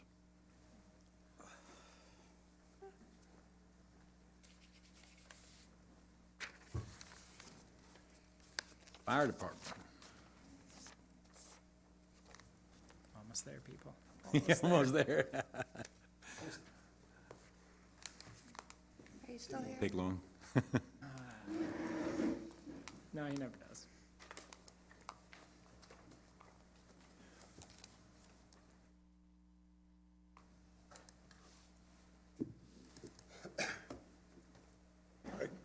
evening, everyone. Tonight, I have Assistant Chief Bob Graff with me. He's our, he oversees our operations and training. He's kind of my voice of reason and logic, so I'm lucky to have him. So as far as staffing, we hired 3 employees here in calendar year 2019 to replace 1 member who retired and 2 members who resigned. We anticipate the following retirements. Lieutenant Chris Knob reaches mandatory retirement age on November 30th of this year. And then Battalion Chief Paul Hoffett is looking at retiring in early 2020. For the calendar year 2020 budget, reflects a total staff level of 59.4 FTEs. We have 59 full-time sworn members and 1 part-time civilian employee. Earlier this year, our longtime Administrative Secretary Jan Brewer stepped down from a full-time position, but decided to stay on part-time. She has to stay under 900 hours to avoid any issues with IMRF. So she still does invoicing for us, payroll, credit cards, and things like that. So she'll continue that in 2020. I also did include a page, I believe it's like page 4 on that shows some staffing too. Budgeted projects, yep, there it is. That kind of gives a breakdown of the past years and then some notes, footnotes underneath. As far as budgeted projects, we have a few station projects that we've kind of put off the past couple of budget cycles that we'd like to get done. And those are listed here on the sheet. If there's any questions about those, I can certainly answer those. Under fire and EMS, we're also looking at replacing some bottles for our Cascade system. That's the system that we fill our air bottles with. The compressor and fill station are in pretty good shape, but the bottles need to be hydro tested. We have a couple that we need to replace, as well as some hoses and fittings. These are big tanks that store the air so that we can fill our bottles. We're also looking at replacing 2 thermal imagers. This is one of the things that we're doing with more expensive equipment, is we're trying to spread it out over multiple budget cycles. So rather than coming to you and say, I need 10 thermal imagers at a cost of, $100,000, we're spreading it out over multiple budget cycles. So we're also going to replace 2 ventilation fans. We're moving more towards battery-powered fans or electric fans that we can take inside the buildings and move smoke and CO and things like that. And then we need to replace 7 ground ladders. Each year we have a testing agency test our ground ladders, and we've noticed in the last couple of testing cycles that we have ladders that are from the 80s and 90s that we need to replace. Replace those next year. You want questions as you go along, or do you want to wait till the end? Jump in and. Okay. I just wanted to know what the red-green light installation for the overhead garage doors was about. So we've had a couple of instances up at Station 3 where there's been damage to the door. And so what this will do is at all the stations, we plan on installing a red light, green light, so it indicates when the door is actually all the way up. So when it's all the way up, the light turns green. Anytime that the light's red, they cannot leave the station. Okay. So we're looking at adding those to all the front doors that the vehicles exit out of. So is that interior or exterior? Interior. Interior. Yep. So they cannot move until that light turns green. Got it. Somebody did a truck under the bridge type of thing, huh? Absolutely, yeah. Okay. Yeah, or they accidentally hit the button when they're not all the way out of the station and it comes Oh, out. yeah. Yes. Chief, a question for you on, so you're going to replace some of your bottles for your Cascade system. They can't be hydroed? Right, correct. Some of them we can hydro, the others are only 5,000 PSI and we need 6,000 PSI bottles. Okay, all right, I get that. Any other questions on those? Budgeted contracts, I do have a separate spreadsheet on that too that shows the expenditures and the account numbers those come out of. But we do have a contract with professional billing for ambulance billing. And I know Stephanie and I have talked about perhaps bidding this out in the near future to see if we can get a better rate.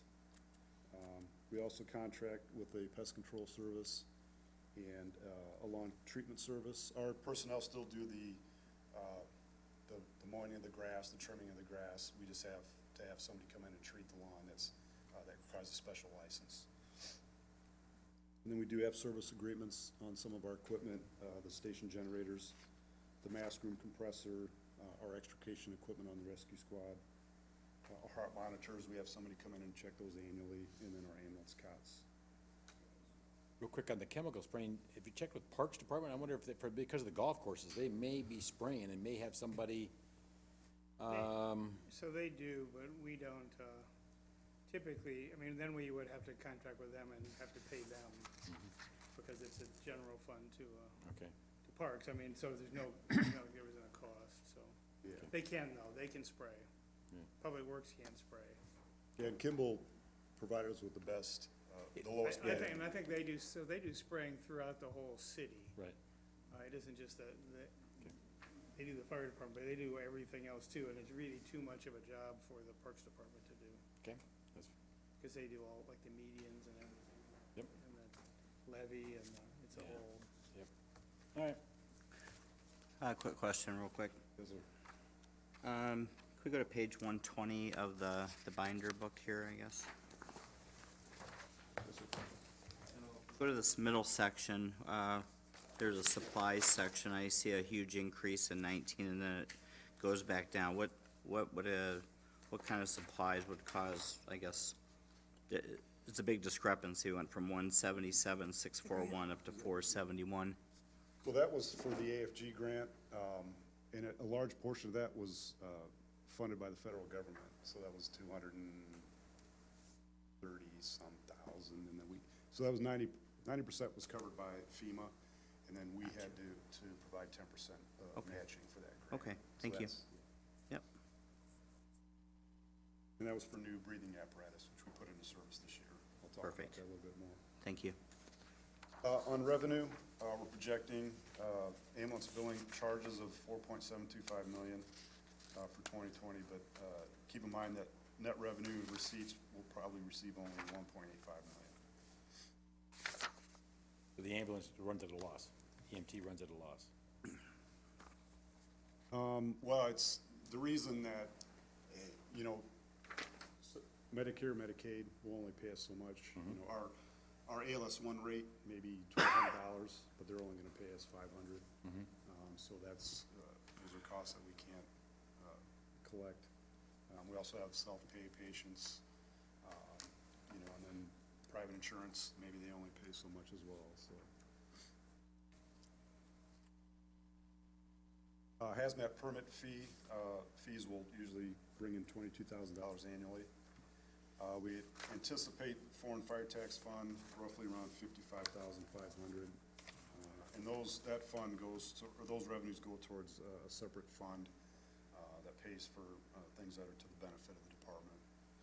That's separate than the general fund. And then typically, we estimate about $450 in revenues and Safe Kit donations. Typically, we have, if somebody comes to one of our car seat events or comes down to the station for they'll give us $20, $25 and write a check or give us cash, so that's always nice. And it's a great service that we provide. What did we use to fund with the riverboat gaming?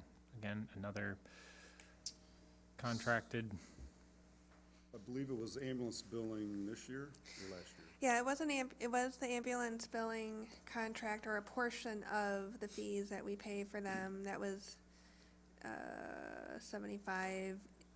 80,000 of it, and then the other bit was actually the match for the grant that the chief just mentioned, the 10% match. Chief, I'm a little hard of hearing. Did you say the Safe Kids donations, was that for the car seats? Correct. So we have people come to the car seat install event that second Saturday of the month, or if they just schedule an appointment and they come down, sometimes they just give us a check or give us cash, and then we send it over to I want finance. to know if that's what it was called, Safe Kids donations. Yeah, that's for Okay. the car seat program, yep. No change in level of services anticipated in calendar year 20. Operational, the purchase of a new pumper was approved this year, but it's currently being built and won't be placed into service probably until the summer of next year at Station 3. As far as grants, I talked about the AFG grant, which was in this year's budget. We did procure all that equipment and place it into service earlier this year. And again, appreciate the city's portion of the 10% match to replace that equipment. That was a total of about $259,000. Again, 10% matched by the city. The rest came from FEMA. And then Chief Graff's exploring some port security grant funding for a new boat. The one we currently, we're trying to decide if we want to buy a new one to replace the one we have or one to supplement. The one we have isn't quite NFPA compliant, so we're looking at some Coast Guard funding to possibly replace it or buy a boat package to supplement it. We have difficulty getting up the Rock River at times, especially if the water's high. We can't get underneath the expressway. You know, maybe a supplemental boat package would help us be a little more mobile so we could get onto the Rock River much quicker and easier. What happens to the current boat? We would surplus it and try to either sell it or see if there's another department that would want it. Fill the water. Professional development, under firefighting, we're anticipating sending 3 members to the Basic Operations Firefighter Academy. That's required in their first year on probation. We have 2 members that are on the Mavis Division 43 Tech Rescue Team, and 2 members who are on the Hazmat Tech Rescue Team under the training roster. And so a majority of their expenditures to send them to their classes is ITTF grant funded and will be reimbursed back to us. About the only thing we really have to pay for is their food when they're at those classes. And then we'd also like to send 4 members to what we call a vehicle machinery operations course. It's an extrication course that's 1 week long.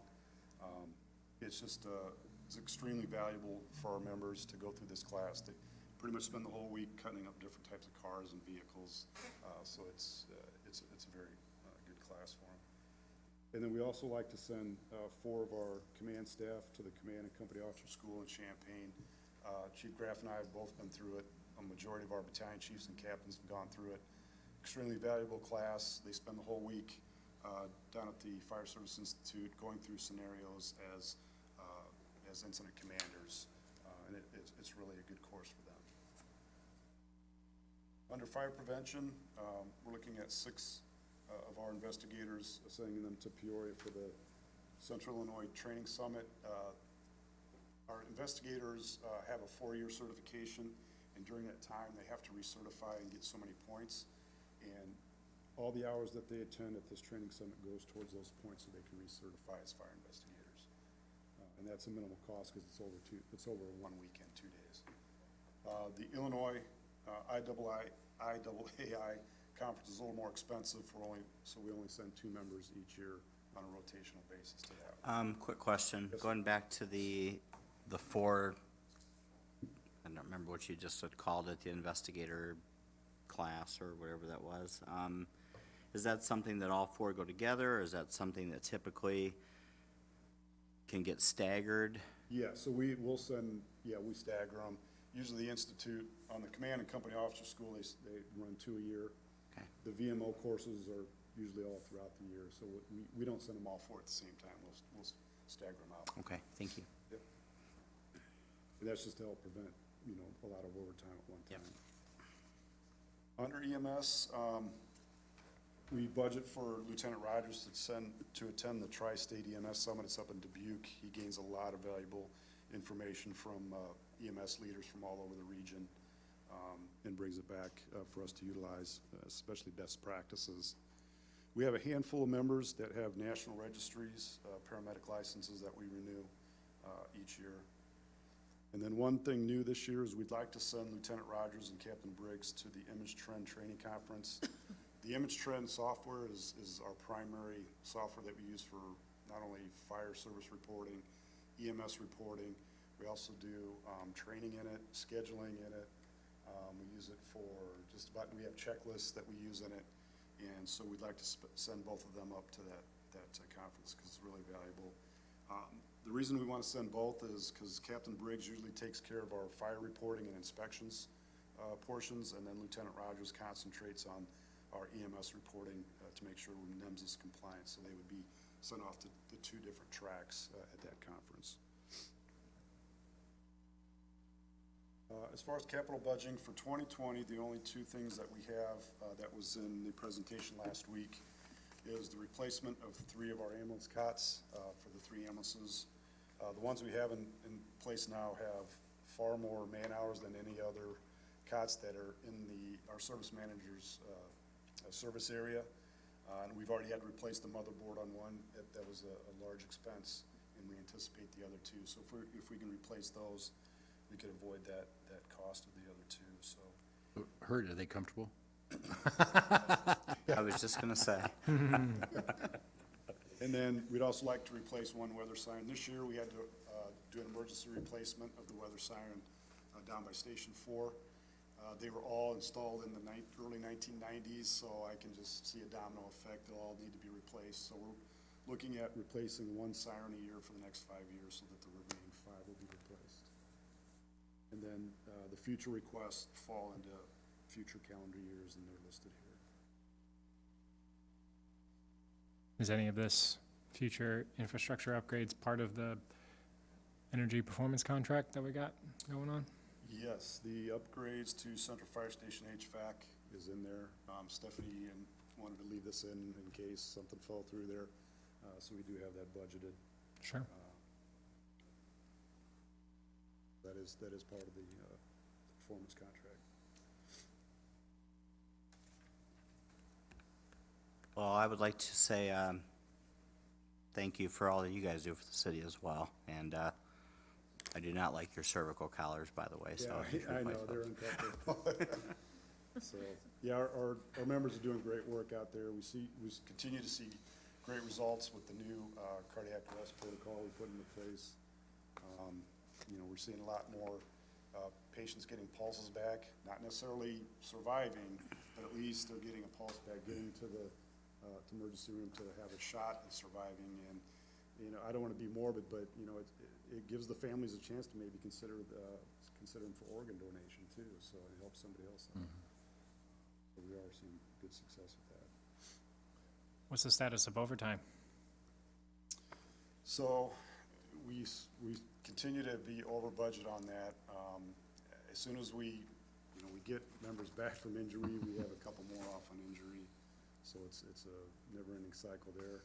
I will say that the additional FTE that you approved last year has helped out. You know, we are still over budget this year, but it could be worse because that additional member on 1st Battalion has covered the vacancy caused by, we've had a member off for quite a few months on a shoulder injury, and he's been able to cover that loss. Now, we still have, you know, 2 or 3 more members off on injury at this time, but that member has helped offset some of that overtime cost. And you said you had 2 more potentially coming, or in training, or whatever it's called, at the academy? We had 1 member just start today to replace Lieutenant Knob, and then we have another member, a new employee starting on December 2nd for a resignation, and then we'll have to fill, once Battalion Chief Hoffitz retires, we'll have to fill for him as well next year. We'll see. If we can get a full year of full staffing, we'll see. That what would be the great. overtime That way looks I like. could, you know, actually show you some savings, you know, Right. with that additional FTE. So, yeah, we're working on it. Thank you, sir. All right, thanks so much. Thank you, appreciate it, both of you. Gentlemen. Yeah. Last but not least, Who's gonna run the camera? Autopilot, there you go. I thought you might have had remote control from up here, you know. Did he? Yeah, he did. I'd be scared of what we'd see, but Very glad that he offered. I'm also glad that he's still sitting there.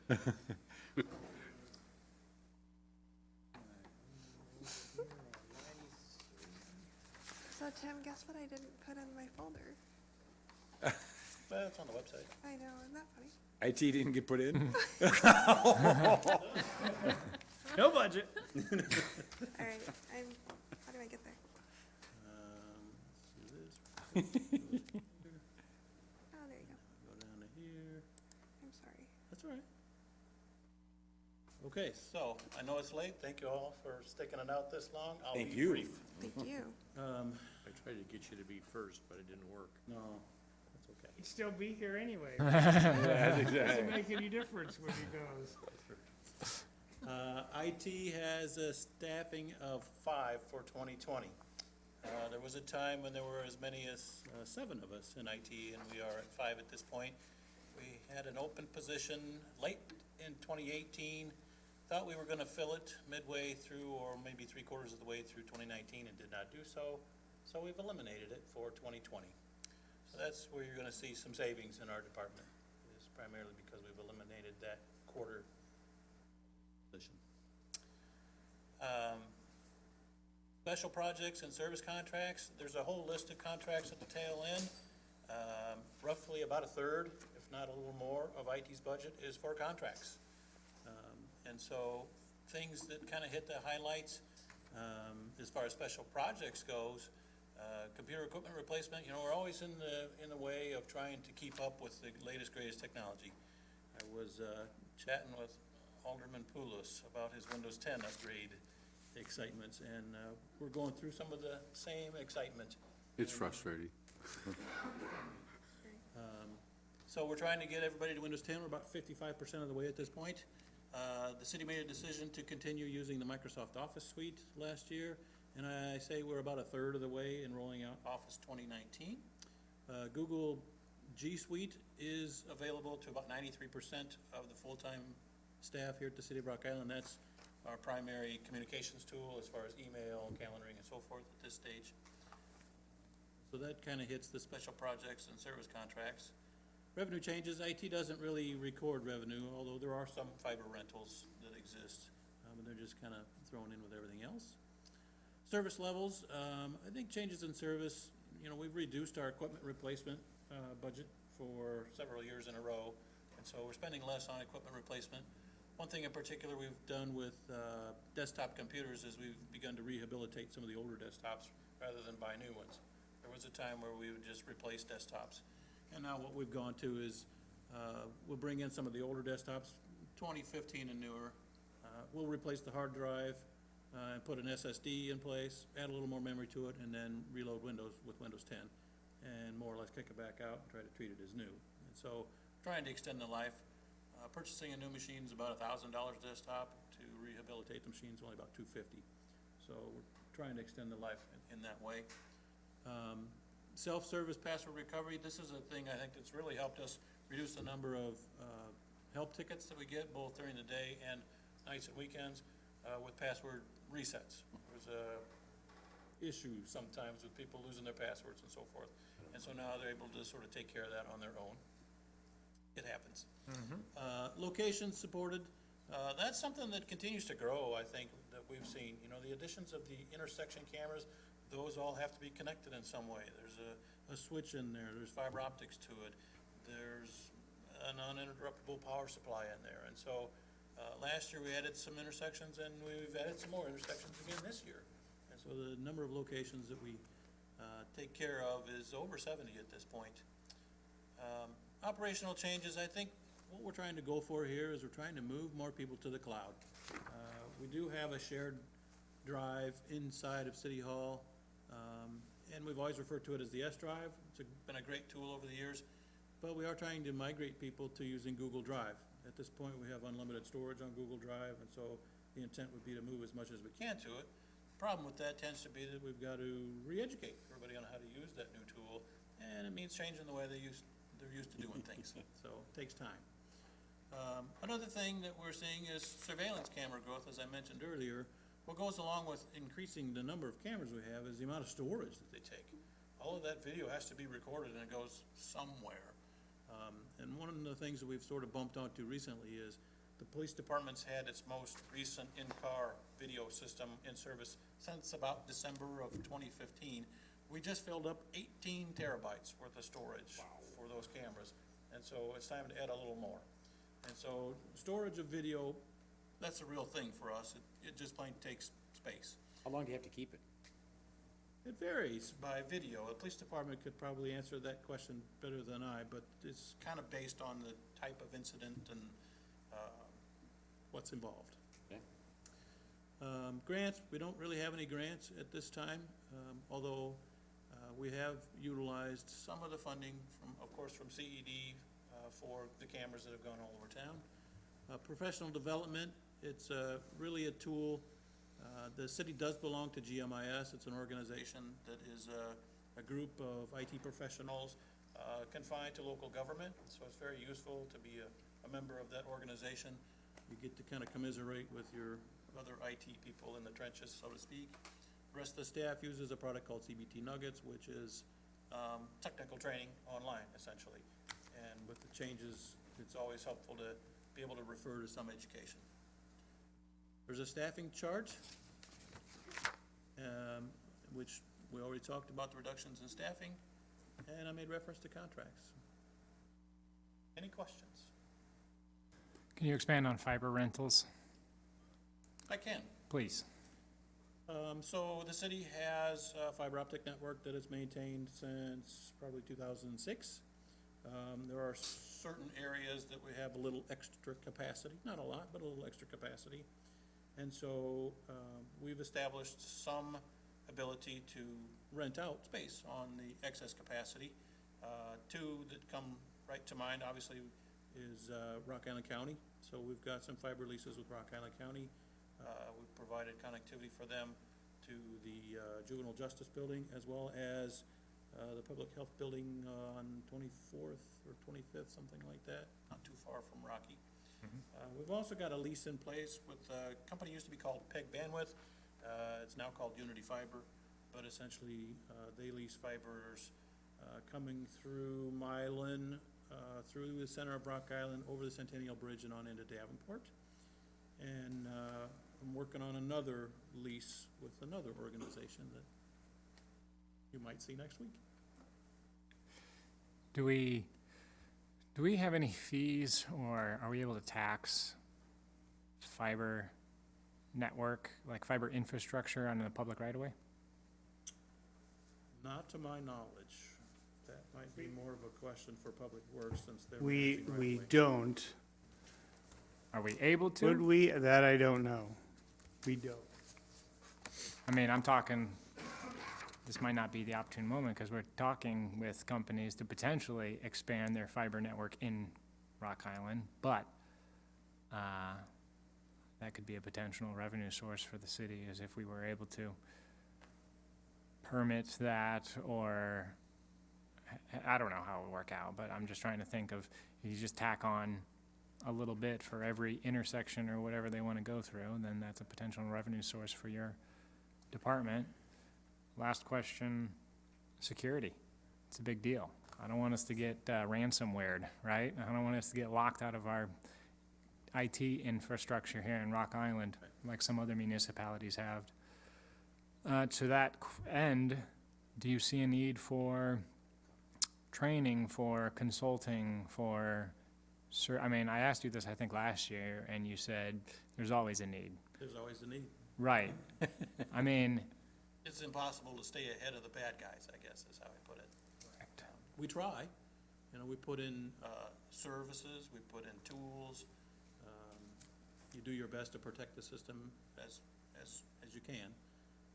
Can I say we'll never get attacked with some sort of ransomware? No, I can't say that. right. But I think we do as much as we know how to do. You've got antivirus software, malware prevention, endpoint protection type stuff. Put your firewalls in place. You try to keep up with the latest, greatest patches. One of the things that I've talked with the city manager about is trying to educate our staff. It's a big thing as well. You know, the whole Phishing. social engineering, if you want to call it that, or the targeted phishing scams, where they pretend to be somebody within the organization asking for some sort of information, and payroll occasionally gets those, and other areas where someone has emailed trying to pretend they're somebody, perhaps even at this table, and some information. Supposedly, if we educate our users to be on the lookout for that kind of stuff, teach them the things to kind of look for, we can avert some of those problems. So education is important in that. Do we have any sort of like webinar or online-based training platform that we We do. use? So there are a couple of options. Number one, I've got a couple of different organizations that regularly call on me and would like to see us obtain products from them. But we've also got a couple of very helpful videos on Biz Library.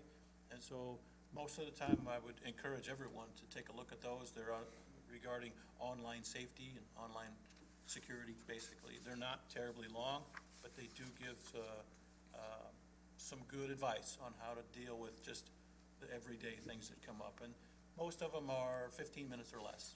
I'd say there's a total of 3 that we would encourage them to take a look at.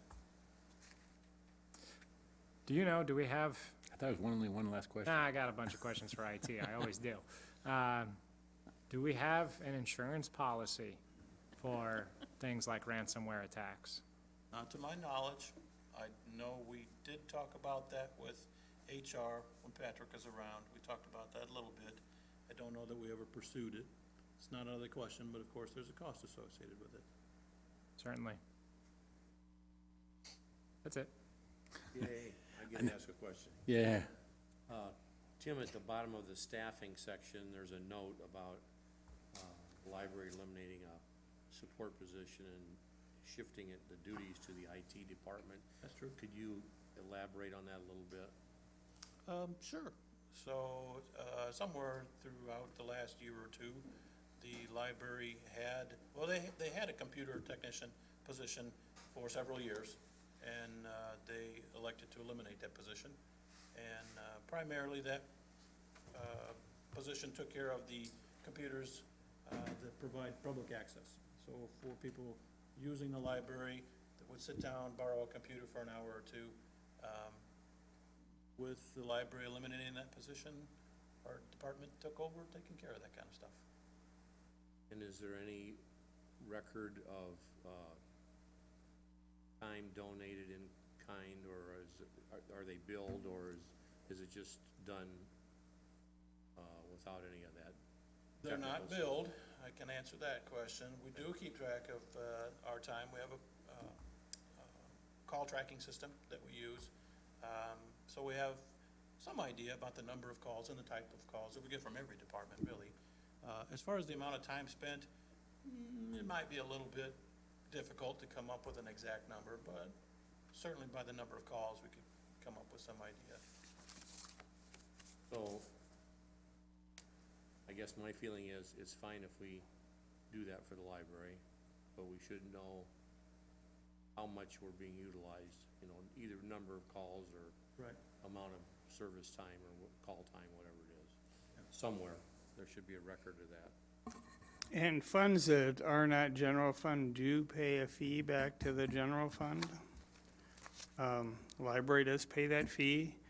It's for things like payroll and IT services and the different administrative services, HR services that the general fund provides. So all funds are paying that.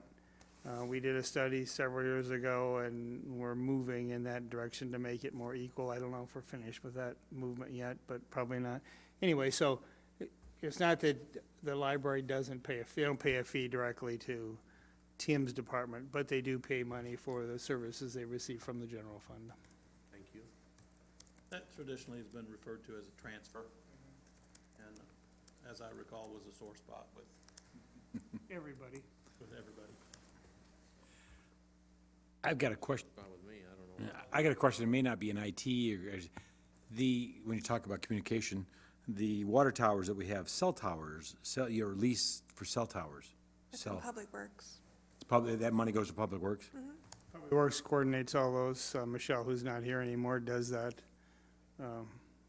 There's quite a few of them. They make quite a bit of money every year.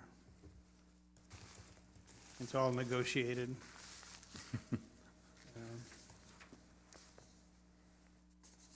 Okay, Thank you all. thank you. Thank you. So with that, I think, any other questions, comments? Randy's leaving, we're done. I think we're done. Randy already got out of his seat, I don't know. Talk to these two gentlemen. All right, thanks, guys. Thank you very much. Well, my only comment is,